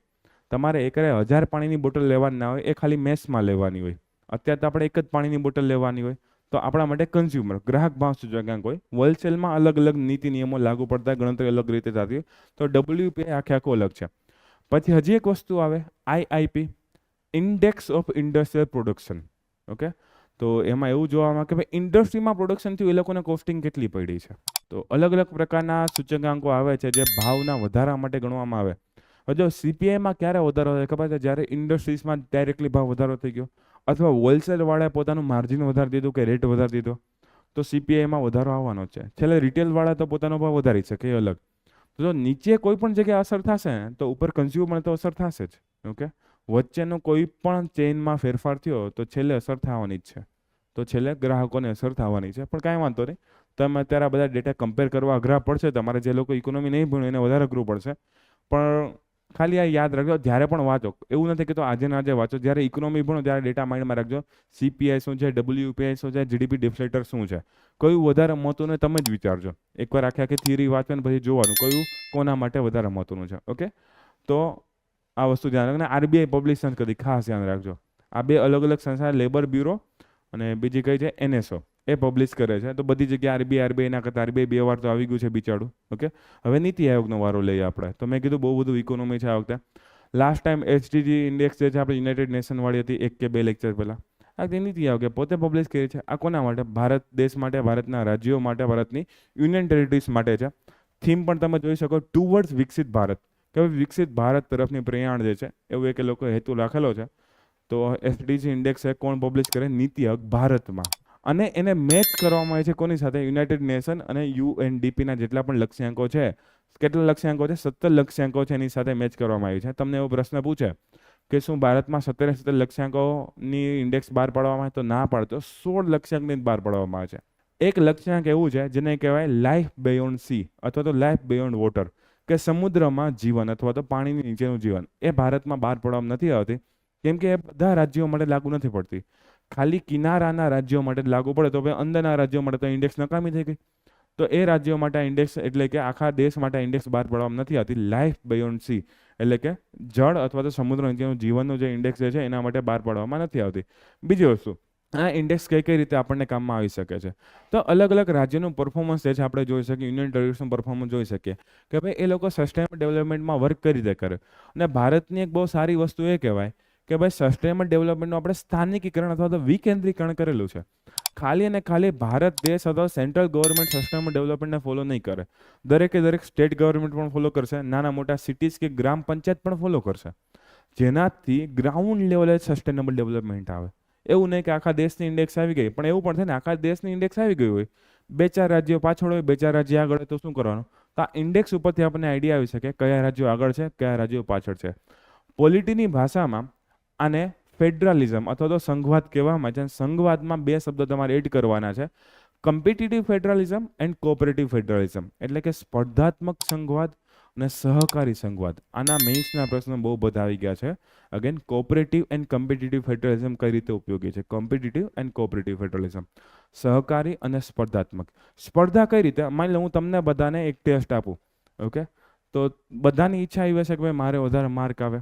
તો મતલબ કે એક સ્પર્ધા થઈ રહી છે. ભલે માખી બી બધી પીડીએફ ફેરવે, અહીંયા મારી સામે જોવો તમે, તો એ સ્પર્ધા જે છે થઈ રહી છે તમારા લોકોની વચ્ચે. પણ એક સહકાર પણ હોવો જોઈએ. માની લો કોઈને કોઈ વસ્તુ નથી આવડતી તો તમે એકબીજાને શીખડાવવા જોઈએ. ત્યાંથી ફાયદો શું થશે? આખા ક્લાસના બધા લોકો જે છે આગળ આવી શકશે. 29 રાજ્યો અને 8 યુનિયન ટેરિટરીઝ બધા આગળ આવી શકશે જો એકબીજાની મદદ કરે અને એકબીજા સાથે એક હેલ્ધી કોમ્પિટિશન રાખે કે ના આના કરતાં હું થોડોક આગળ આવું, આના કરતાં આગળ આવું. અને જે બેસ્ટ પરફોર્મર હોય કે ટોપર હોય એના આન્સરમાંથી તમે શીખી શકો કે ભાઈ હા આને કઈ રીતે ફોલો કરેલું છે અને કઈ રીતે માર્ક વધારે આવેલા છે. તો કમ્પિટિટિવ એન્ડ કોઓપરેટિવ ફેડરલિઝમ નીતિ આયોગના ઇન્ડેક્સમાં તમને જોવા મળવાની છે. બીજું, આ ઇન્ડેક્સમાં જે 4 રીતે જે છે નંબર આપવામાં આવે છે તમે જોઈ શકો.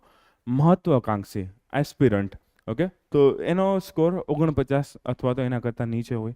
પછી એવા પરફોર્મર કે જે થોડું ઘણું સારું કામ કરી રહ્યા છે, 50 to 64 ફ્રન્ટ રનર, મતલબ કે બહુ સારું કામ કરી રહ્યા છે, આગળની રેસમાં જે દોડી રહ્યા છે. અને એચીવર, જેનું 100% જે છે એ મસ્ત મજાના ગોલ્સ આવી ગયા હોય એને એચીવર કહેવામાં આવશે. 0 થી 100 આમાં પણ એવું 100 જેટલું હશે એટલો સ્કોર સારો, 0ની નજીક હશે એટલો સ્કોર જે છે આપણો ખરાબ રહેવાનો છે. તો જો કોઈને પણ એવું નથી કીધું કે ખરાબ છે, 0ની આસપાસ એવું નહીં પુઅર પરફોર્મર કે ખરાબ એવું કાંઈ નહીં. મહત્વાકાંક્ષી, તમારી મહત્વાકાંક્ષાઓ છે પણ ફૂલફિલ નથી થતી તો એને મહત્વાકાંક્ષાઓ કહી દીધી છે. પરફોર્મન્સ, કે ભાઈ હા મહત્વાકાંક્ષા છે ને તમે પરફોર્મ પણ કરી રહ્યા છો. પરફોર્મ કરશો તો પછી ક્યારેક ફ્રન્ટ રોમાં આવશો, ફ્રન્ટ રનરમાં આવશો. ને એક સમય તમે અચીવ કરી લેશો તમારું જીપીએસસી પાસ કરવાનું લક્ષ્યાંક. તો આ 4 જે છે ગોલ છે તમારે ખાસ યાદ રાખવાના છે.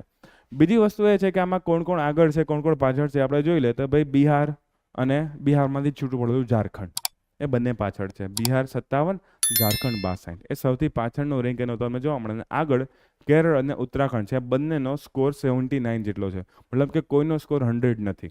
ઓકે, તો કોઈ અચીવરની કેટેગરીમાં હજી પહોંચ્યું નથી. આ ઇન્ડેક્સ બહુ મોટી છે. ઓકે, તો એનું મેં એક લિંક આપેલી છે પીઆઈબીની, એમાં બધા ડેટા આપેલા છે. એટલા બધા ડેટા યાદ ન જોવાના. બીજું, ઇન્ડિયાનો એરિયા સ્કોર ક્યાં પહોંચ્યો? 71, મતલબ કે સારો સ્કોર પહોંચ્યો. આપણે અલગ અલગ સસ્ટેનેબલ ડેવલપમેન્ટ ગોલ્સમાં 71% જેટલું અચીવમેન્ટ મેળવી લીધું છે, જે સારી વાત કે આ ઓલ ઇન્ડિયાનું એવરેજની વાત કરે છે. અને જો અલગ અલગ એસડીજીની વાત કરવામાં આવે તો તમે જો બધા એસડીજી આપેલા છે 1, 2, 3, 4, 5, 6, 7, 8, 9, 10, 11, 12, 13, 14 નથી આપ્યો લાઈફ બિયોન્ડ વોટર વાળો. ઓકે, 15 અને 16. હવે એમાં જો સૌથી સારો રેન્ક તમને ક્યાં દેખાય? 96માં. ઓકે, આ 96માં શું લખેલું છે? અફોર્ડેબલ એન્ડ ક્લીન એનર્જી, મતલબ કે ઉર્જા ક્ષેત્રે ભારતનું પરફોર્મન્સ કેટલું છે? 96%. સૌથી ખરાબ પરફોર્મન્સ ક્યાં છે? તો કે ભાઈ એક જ જગ્યાએ તમને રેટ દેખાય 49 સ્કોર એક જ જગ્યાએ છે, જેન્ડર ઇક્વાલિટી, જાતિ સમાનતામાં. હવે જોઈ શકો અત્યારે તો જાતિ સમાનતા અહીંયા વધારે છે, પુરુષો ઓછા છે, સ્ત્રીઓ વધારે છે, પણ કાંઈ વાંધો નહીં. અને એમાં તમે જો છેલ્લા અલગ અલગ વર્ષનો ડેટા 2018નો, 19-20નો, 20-21નો, 23-24નો, તો એ બધામાં તમે 36, 42, 38, તો ગયા વર્ષ કરતાં એક જ આંકડાનો ફેર પડ્યો છે, બહુ મોટો ફેરફાર પડ્યો નથી. બીજા ટોપના પણ તો 96 છે, 89 છે, 83 છે. ઓકે, પણ એ બધા યાદ રાખવાની જરૂર નથી. ખાલી એક ટોચનું અને એક છેલ્લું, એ 2 એસડીજી તમારે યાદ રાખવાના. અને 2 5મું અને 7મા નંબરનું છે. ઓકે, તો એ તમારે યાદ રાખવાનું. 5મા નંબરમાં સૌથી ઓછો ઓલ ઓવર ઇન્ડિયાનો સ્કોર છે. ઓલ ઓવર ઇન્ડિયાનો સૌથી સ્કોર સારો ક્યાં છે? એસડીજી 7માં સૌથી સારો સ્કોર તમને જોવા મળે છે. ટોચના 2 સ્ટેજ યાદ રાખજો અને લાસ્ટના 2 સ્ટેજ જે છે તમારે યાદ રાખવાના છે. લક્ષ્યાંક શું છે? 2047 સુધીમાં વિકસિત ભારત બનવાનું. એના લક્ષ્યાંકને જ આપણે ફોલો કરી રહ્યા છે. પણ આ ઇન્ડેક્સ તો 2030 સુધીની છે. પણ વાંધો નહીં, 2030માં બધા લક્ષ્યાંક મળી જાય એનો મતલબ એવું નથી કે ભારત વિકસિત બની ગયું છે. આપણે ઇકોનોમી પણ આગળ વધારવાની, ગરીબી બેરોજગારી આ લક્ષ્યાંક કરતાં પણ વધારે ઘટાડવાની છે. ઓકે, ઘણી બધી વસ્તુ છે. એના સિવાય યાદ રાખવા જેવું સંઘવાદની વાત કરી દીધી છે. ઓકે, એસડીજી 14 આમાં સામેલ કરવામાં આવેલું નથી. ઓકે, મોસ્ટ ઓફ પોઈન્ટ મેં તમને કહી દીધા છે, કોઈ બાકી લગભગ નથી. જોઈ લો. પહેલાં તો કોણ પબ્લિશ કરે છે? ટેગલાઇન જે છે તમે યાદ રાખજો. કોકવાર ટેગલાઇન પણ પૂછી લે છે. કયો તો ખરી ફેરવવાનું છે, અંદર વાતો કરવા માંડો છો. Okay, next. આ 4 નામ યાદ રાખજો. કઈ 4 કેટેગરીઝ જે છે જોવા મળે છે? મહત્વાકાંક્ષી, aspirants, performer, front runner, achiever. કયો ઇન્ડેક્સ નથી એ પણ યાદ રાખજો? SDG 14. Okay, next. Competitive and cooperative federalism શબ્દ ખાસ યાદ રાખજો. મેઇન્સમાં લખો, સારો લાગશે. એનો પ્રશ્ન પણ પૂછાઈ શકે છે. ઓકે, છેલ્લા 2018થી કેટલું પ્રોગ્રેસ થયું એ અલગ અલગ ઇન્ડેક્સમાં ખાસ યાદ રાખજો. 7 નંબરમાં સૌથી સારું, 5 નંબરમાં અત્યારે એઝ ઓફ નાવ સૌથી ખરાબ છે. ઓકે, જેન્ડર ઇક્વાલિટી અને એનર્જી. નેક્સ્ટ આગળ વધીએ. એક નવો નાનકડો ખંડની શોધ થઈ છે, ગોતવામાં આવેલો છે, જે આપણને મળ્યો છે. ડેવિસ સ્ટ્રેટ નામનો એરિયા છે. જોઈ લો, મેપ લઈ આવ્યો છે. હા, આ રહ્યું. ઓકે, આ તમે જોઈ શકો એટલાન્ટિક ઓશનનો ભાગ છે. હજુ યુએસ, કેનેડા, ગ્રીનલેન્ડનો વિસ્તાર છે. આ કેનેડાનો ભાગ અને ગ્રીનલેન્ડનો ભાગ, એની વચ્ચે એક ડેવિસ સ્ટ્રેટનો ભાગ આવ્યો છે. અહીંયા ઘણા વર્ષોથી 61 million years ago, 59 million years ago. Okay, તો એમાંથી એક ધીમે ધીમે નાનકડા ખંડની રચના જે થઈ રહી છે. તો અત્યારે જે છે એ લોકો એના માઇક્રો કન્ટિનેન્ટ એટલે કે સૂક્ષ્મ પ્રકારના ખંડ તરીકે એને ઓળખાયેલું છે. અને ખંડનું નામ શું આપી દીધું? ભાઈ ડેવિસ સ્ટ્રેટ ખંડ અથવા તો ડેવિસ સ્ટ્રેટ માઇક્રો કન્ટિનેન્ટ એવું જ નામ આપી દીધું છે. તમારે ખાલી એક આ લોકેશન યાદ રાખવું પડશે કે આ ડેવિસ સ્ટ્રેટ કોની વચ્ચે આવેલો? તો ભાઈ ગ્રીનલેન્ડની વચ્ચે અને આ એક બેફિન ટાપુ આવેલો છે. ઓકે, બેફિન આઇલેન્ડની વચ્ચે જે છે બેફિન લખેલું છે નામ કંઈ. ઓકે, અહીંયા લખેલું છે બેફિન આઇલેન્ડ જે છે લખેલું છે. તો બેફિન આઇલેન્ડ અને ગ્રીનલેન્ડના ટાપુની વચ્ચે આવેલું છે ડેવિસ સ્ટ્રેટ આવેલી છે. તો યાદ રાખજો, ડેવિસ સ્ટ્રેટમાં બની રહ્યો છે એક નાનકડો ખંડ બની રહ્યો છે. બસ એટલું જ. બીજું કંઈ આમાં યાદ રાખવાનું છે ક્યારથી શરૂઆત થઈ? તો ભાઈ 61 મિલિયન વર્ષ અગો, એટલે કે લગભગ 6 કરોડ વર્ષ પહેલાં આની શરૂઆત થઈ છે. આપણે એટલું બધું કામ નથી, ખાલી એનું નામ યાદ રાખજો, ડેવિસ સ્ટ્રેટમાં. ઓકે, બીજો આર્ટિકલ જોઈ લો, 2-3 એકરે ભેગા વાંચી લે. ડિજિટલ ભારત નીતિ. ઓકે, તો ટેલિકોમ્યુનિકેશન ડિપાર્ટમેન્ટ ઓફ ટેલિકોમ્યુનિકેશન છે. હવે એને ટેલિકોમની સુવિધા વધારવા માટે એક જૂનું ફંડ હતું. ઓકે, જૂનું ફંડનું નામ છે યુએસઓએફ, યુનિવર્સલ સર્વિસ ઓબ્લિગેશન ફંડ. હવે એ ફંડમાં જે છે ને એવું હતું કે થોડોક ટેક્સ લેવામાં આવતો હતો ટેલિકોમ્યુનિકેશન અલગ અલગ જેટલા પણ સેવા આપતી સંસ્થા એની પાસેથી. પણ એ પૈસાનો યોગ્ય ઉપયોગ નહોતો થતો. એટલે આ ડિપાર્ટમેન્ટને એમ થયું કે ભાઈ ચલો આપણે આ ફંડને અલગ કોઈ વસ્તુમાં રૂપાંતર કરાવીએ અને હવે યુએસ ઓફની જગ્યાએ લોકો વાપરશે ડિજિટલ ભારત નિધિ જે છે વાપરવાનું નક્કી કર્યું છે. આનો હેતુ શું છે તો ભાઈ દેશમાં અલગ અલગ જગ્યાએ બને એટલી ટેલિકોમની સુવિધાઓ છે સારી રીતે પહોંચાડવી, 4G 5G કનેક્શન પહોંચાડવું, વાઈફાઈની સુવિધા પહોંચાડવી અને ખાસ કરીને અંડરસર્વડ એરિયાસ, અંડરસર્વડ એટલે કે જ્યાં સેવાની પહોંચ ઓછી હોય એવા એરિયા ઉપર ધ્યાન વધારે રાખો. એવા એરિયા તો ઠીક, એ લોકોએ એવા લોકો ઉપર પણ કે માની લો મહિલામાં ઉપયોગ ઓછો જોવા મળતો હોય તમને, વિકલાંગ લોકોમાં જે છે અથવા દિવ્યાંગજનોમાં ઉપયોગ ઓછો જોવા મળતો હોય તો એ જગ્યાએ જે છે ટેલિકોમ સર્વિસનો ઉપયોગ કઈ રીતે વધારી શકાય એની એ માટે જે છે આ ફંડનો ઉપયોગ કરવામાં આવશે. એના સિવાય સારી ક્વોલિટીની સેવાઓ કઈ રીતે આપી શકે એના માટે રિસર્ચ એન્ડ ડેવલપમેન્ટ કરવામાં આવશે. કનેક્શન જે છે વધારે સારું કેમ થાય, ઘણી વાર તમને ખબર છે આપણું પેલું ઇન્ટરનેટ ચાલુ ના થતું હોય, લેક્ચર મોડો થઈ જાય છે, મતલબ કનેક્ટિવિટીના ઇસ્યુ હજુ પણ ઘણી જગ્યાએ જોવા મળે છે. તો કનેક્ટિવિટી કઈ રીતે સુધરી શકે છે એ. અને એના સિવાય એવું લખેલું છે કે ભાઈ જે પણ આમાં એન્ટરપ્રિન્યોર્સ હોય કે ભાઈ જે લોકો ઉદ્યમશીલતાઓમાં માનતા હોય, નવા નવા ઉદ્યોગો સ્ટાર્ટ કરવા માંગતા હોય, ઓકે, તો એ સેક્ટરમાં જેટલા લોકો કામ કરતા એનો કોઈ નવો આઈડિયા હોય, કોઈ નવી ટેકનોલોજીની શોધ કરતા હોય એને કોઈને કોઈ રીતે આપણે પ્રમોટ કરી શકીએ. એના માટે જ આ ફંડનો ઉપયોગ કરવામાં આવશે. ગ્રામીણ એરિયા, દૂરના વિસ્તાર અને શહેરી ગરીબ વિસ્તાર મતલબ કે સ્લમ એરિયાસ એમાં પણ જે ટેલિકોમ સુવિધાઓ પહોંચાડવામાં આવશે. તો આ તમે જોઈ શકો છો અહીંયા લખેલું ડિજિટલ ભારત નિધિ છે. Rural areas, remote areas, urban areas અને અંડરસર્વડ એરિયાસ એવી જગ્યાએ ટેકનોલોજીસ જે છે પહોંચાડવામાં આવશે. એક WHO પણ આર્ટિકલ છે. અત્યાર સુધી એવું હતું કે ભાઈ વિશ્વમાં મેડિકલમાં દવાઓ જેટલી કામ નહીં એનું આખું લિસ્ટ આપવામાં આવતું, કઈ દવા ક્યારે વાપરવી જોઈએ, કઈ દવા સેફ ઉપયોગમાં માનવામાં આવે છે, કઈ નહીં. હવે WHO એવું થયું કે ભાઈ COVID-19 પછી લોકો અલગ અલગ પ્રકારના મશીનરીઝ વધારે વાપરવા માંડ્યા, ઇક્વિપમેન્ટ્સ વધારે વાપરવા માંડ્યા. જેમ કે ઘણાના ઘરે પેલું બીપી માપવાનું મશીન હવે આવી ગયું, ડાયાબિટીસ માપવાનું મશીન આવી ગયું, પેલું ઓક્સીમીટર ઓક્સિજન માપવાનું મશીન આવી ગયું. તો WHO એમ થયું કે ભાઈ આ ઇન્ડસ્ટ્રીઝને થોડુંક ધ્યાન આપવાની જરૂર છે. તો મેડિકલ ડિવાઇસની સાચી ઇન્ફોર્મેશન મળી હતી, કયા રોગ માટે કયું મેડિકલ ડિવાઇસ વાપરવું જોઈએ, સામાન્ય લોકોનો ઉપયોગ કઈ રીતે કરી શકાય, NGO જે છે એમાં જોઈ શકે કે ભાઈ મશીનની ક્વોલિટી કઈ કઈ હોવી જોઈએ, કયા કયા ઇક્વિપમેન્ટના સ્પેર પાર્ટ્સ કયા કયા પ્રકારના હોય છે, અથવા તો કોઈ હોસ્પિટલ જે છે એને પોતાના મશીનરી ઇક્વિપમેન્ટ રેગ્યુલેટ કરવા WHOના સ્ટાન્ડર્ડ્સ મુજબ તો કઈ રીતે અલગ અલગ હોસ્પિટલ રેગ્યુલેટ કરી શકે છે. એના માટે જે આખું એક લિસ્ટ અથવા તો એક પોર્ટલ બનાવવામાં આવેલું છે. તમે જો નીચે એનો સ્ક્રીનશોટ મૂકેલો છે.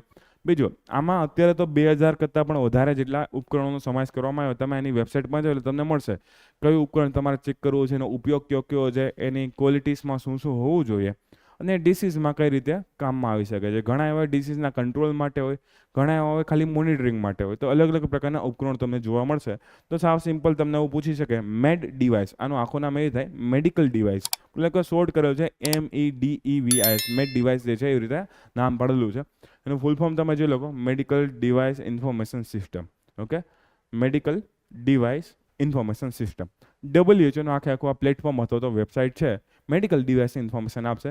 દરેક લોકો એનો એક્સેસ કરી શકે, તમે પણ કરી શકશો, હું પણ કરી શકીશ કે ભાઈ જોઈ શકે ભાઈ કયા ઉપકરણનો ઉપયોગ કઈ રીતે થાય છે. તો કોઈ ડૉક્ટર આપણી સામે ખોટું પણ ના બોલી શકે, અથવા તો કોઈ જગ્યાએ જાય અને કોઈ ખોટો ડૉક્ટર હોય ને એ કોઈ પણ મશીનથી ચેક કરી દે તો ઓહો તો આમ વધી ગયું ને આમ ઘટી ગયું, તો આપણે જોઈ શકીએ ભાઈ ના આ મેડિકલ ડિવાઇસ જે છે ખોટી રીતે વાપરે છે, તો આપણને એક આઈડિયા આવી શકે છે. ઓકે ને, જે લોકોને ઘરે જે છે એ મશીનરીઝ યુઝ કરવી તો એને પણ ફાયદો થઈ શકે છે.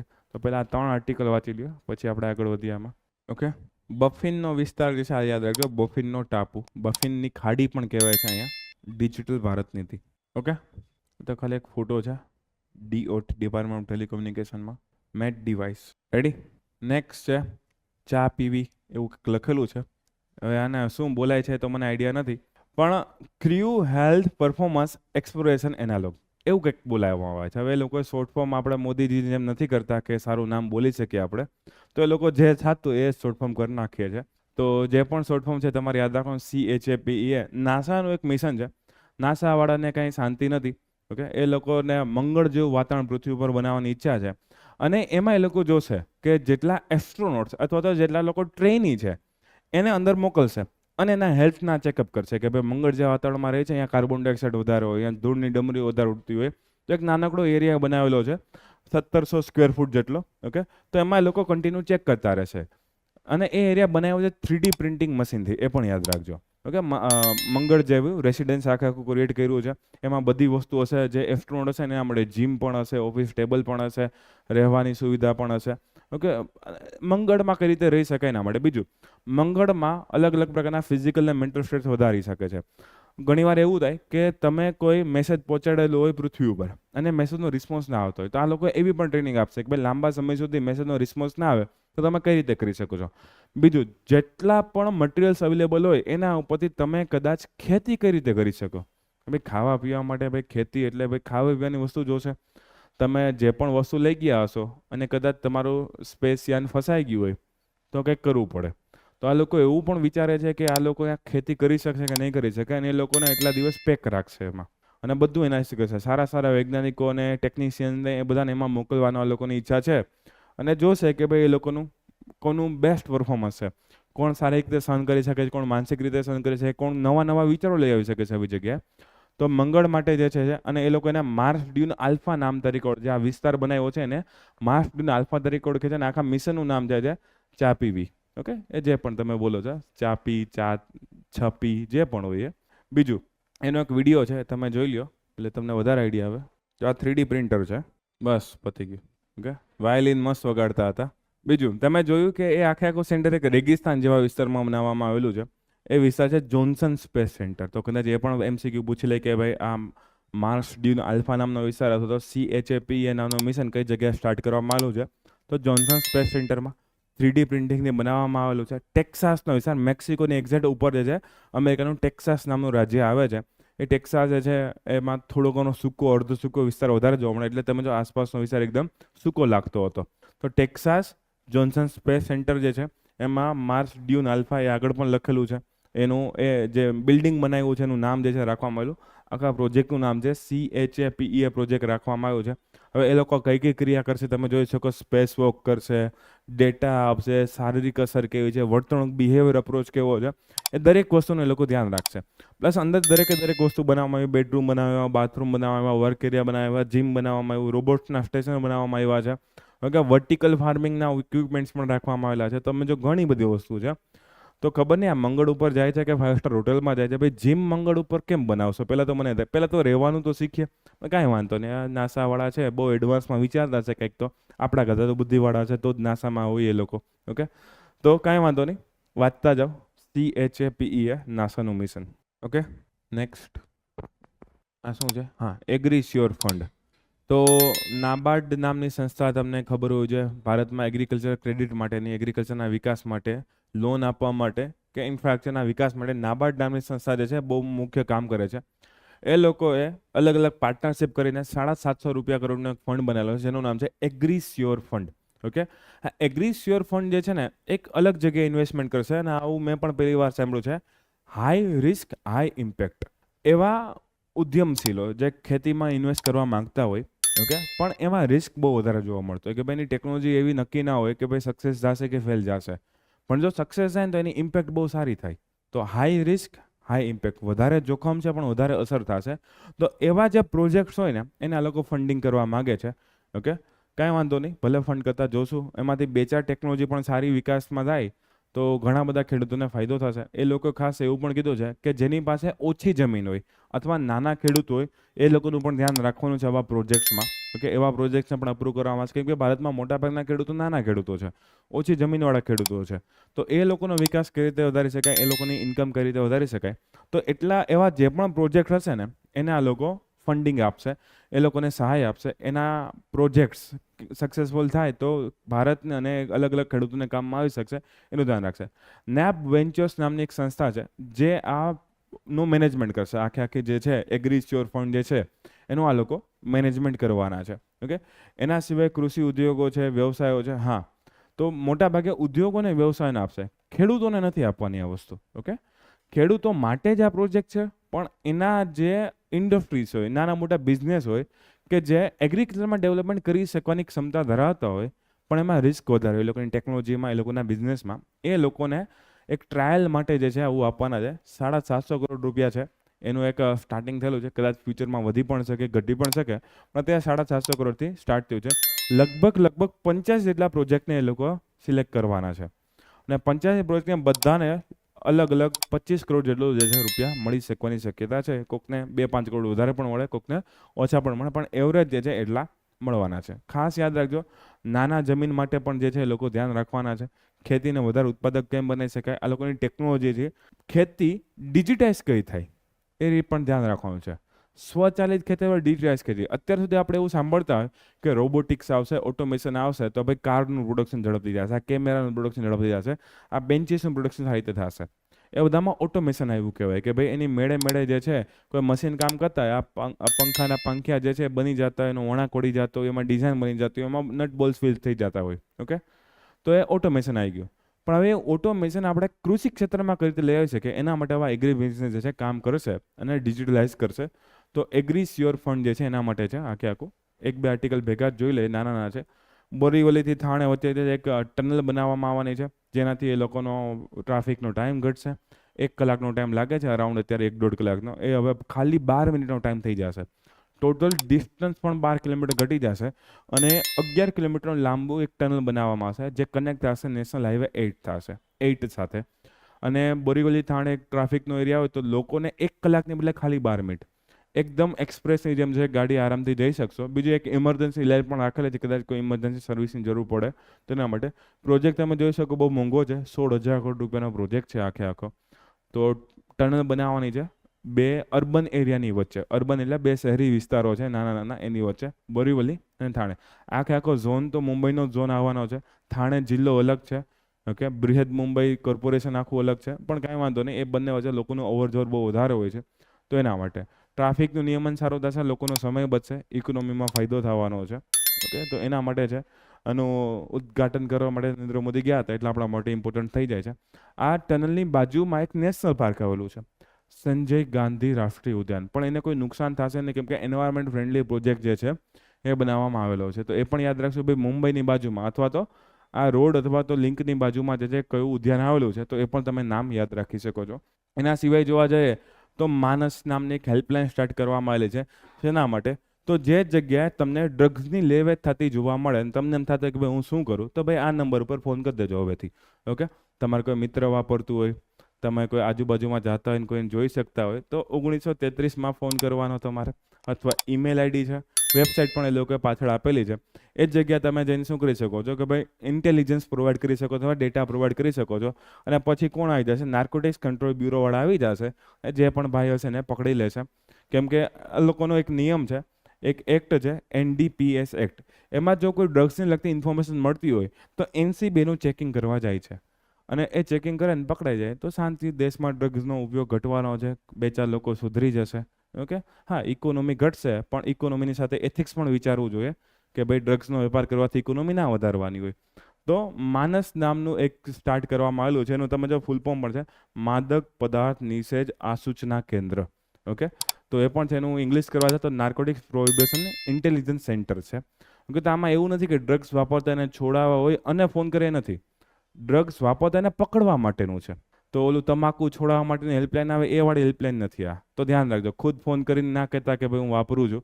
ઓકે, અમિત શાહ દ્વારા જે છે આનું ઉદ્ઘાટન કરવામાં આવેલું છે. હેલ્પલાઇનના નંબર યાદ રાખજો, કદાચ તમને પૂછી લે MCQમાં કે ભાઈ આની હેલ્પલાઇન જે છે આ પ્રકારની છે, અને આવી પહેલી હેલ્પલાઇન જે સ્ટાર્ટ કરવામાં આવી છે. વેબસાઇટનું નામ પણ એ લોકો આપેલું છે.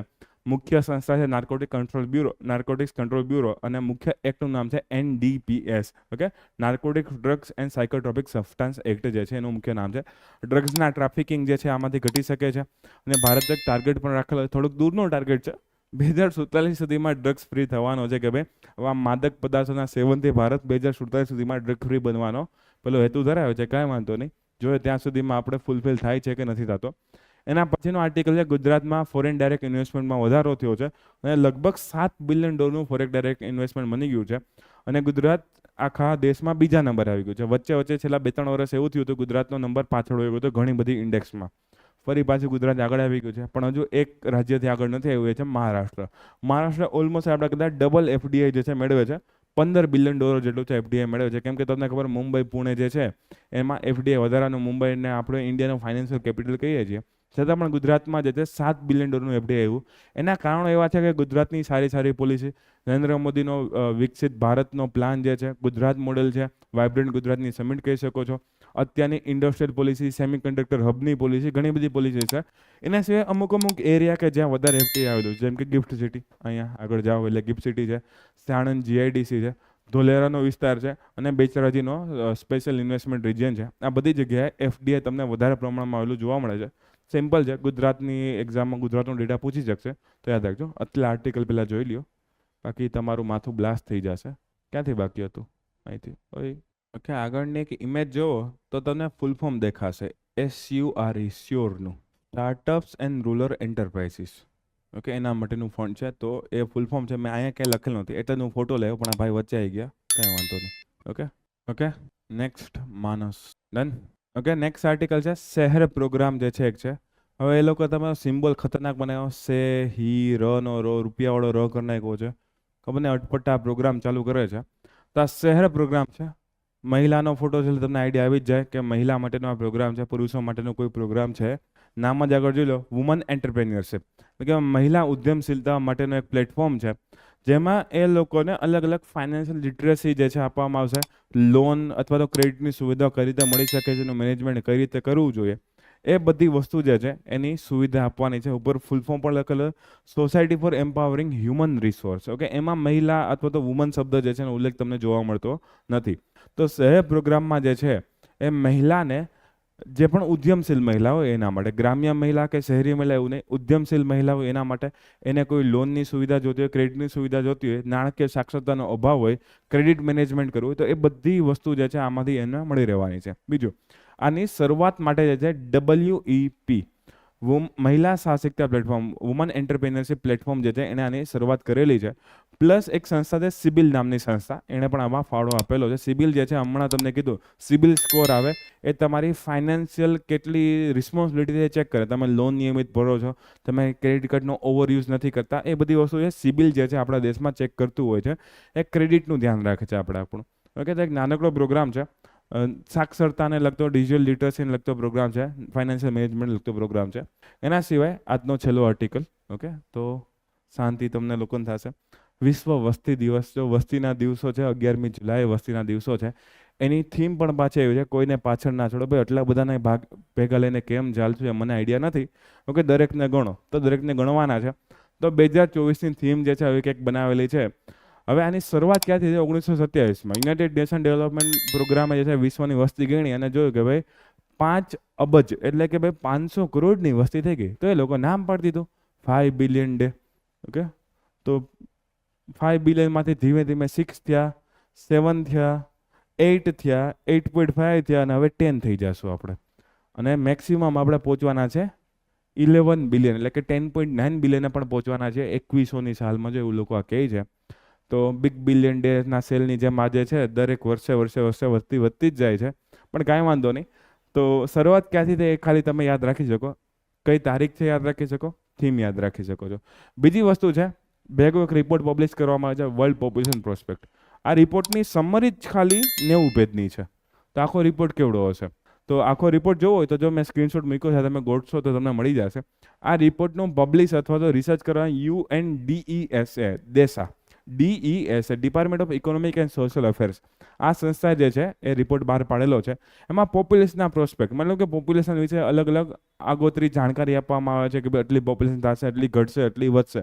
ઓકે, તો સૌથી પહેલી વાત જો એમાં કરવામાં આવેલી છે કે ભાઈ આવનારા 50-60 વર્ષમાં પોપ્યુલેશન વધતી જ જવાની છે અને વધીને ક્યાં પહોંચે? 10.3 અબજે પહોંચવાની છે. ઓકે, મતલબ કે તમે એમ સમજો કે અત્યારે 800 કરોડની આસપાસ, 850 કરોડની આસપાસ આપણે છીએ, હજુ 150 કરોડ જેટલી આરામથી વધી જવાની છે. એના કરતાં થોડી વધારે પણ વધી શકે છે. એના પછી એવું લખ્યું છે કે આ સદીનો અંત થશે, મતલબ કે 2097, 98, 99નો સાલ હશે ત્યારે ઘટવાની સ્ટાર્ટ થશે અને 10.2 અબજે પહોંચશે. ઓકે, મતલબ કે વચ્ચે સ્ટેબિલાઇઝ થશે. તો પછી જે છે આ સદીનો અંત થશે ત્યાંથી ઘટવાની સ્ટાર્ટ થશે. બીજું, પ્રજનન દર, ફર્ટિલિટી રેટ જે છે આખા વિશ્વનો એવરેજ છે 2.25. તમારે ખાસ એક વસ્તુ યાદ રાખવાની છે, જ્યારે રેટ 2.1 કે એનાથી નીચે જાય ને ત્યારે પોપ્યુલેશન સ્ટેબિલાઇઝ થઈ જાય અને ધીમે ધીમે ઘટવા મળશે.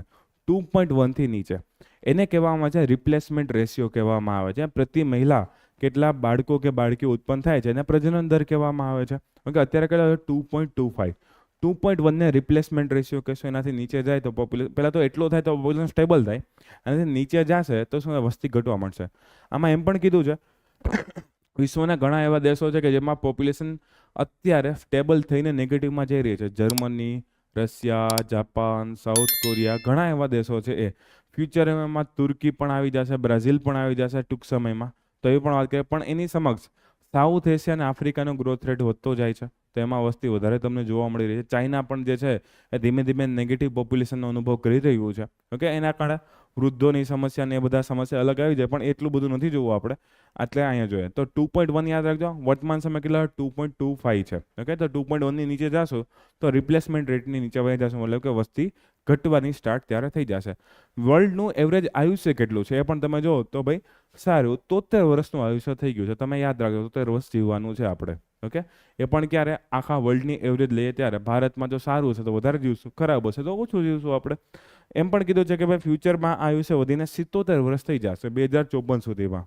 તો સારી વાત છે કે ભાઈ મેડિકલમાં ગ્રોથ રેટ થવાનો છે, અલગ અલગ દવાઓ ઇન્જેક્શન બનશે, આપણે ઇન્જેક્શન મારીને થોડાક વધારે જીવી જશું, 77 વર્ષ જે છે એ જીવી લેશું.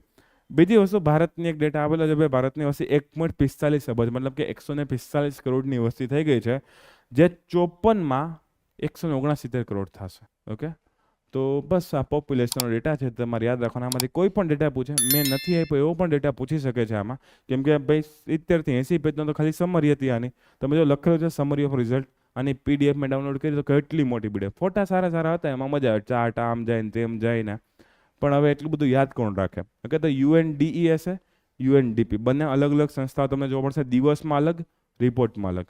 ઓકે.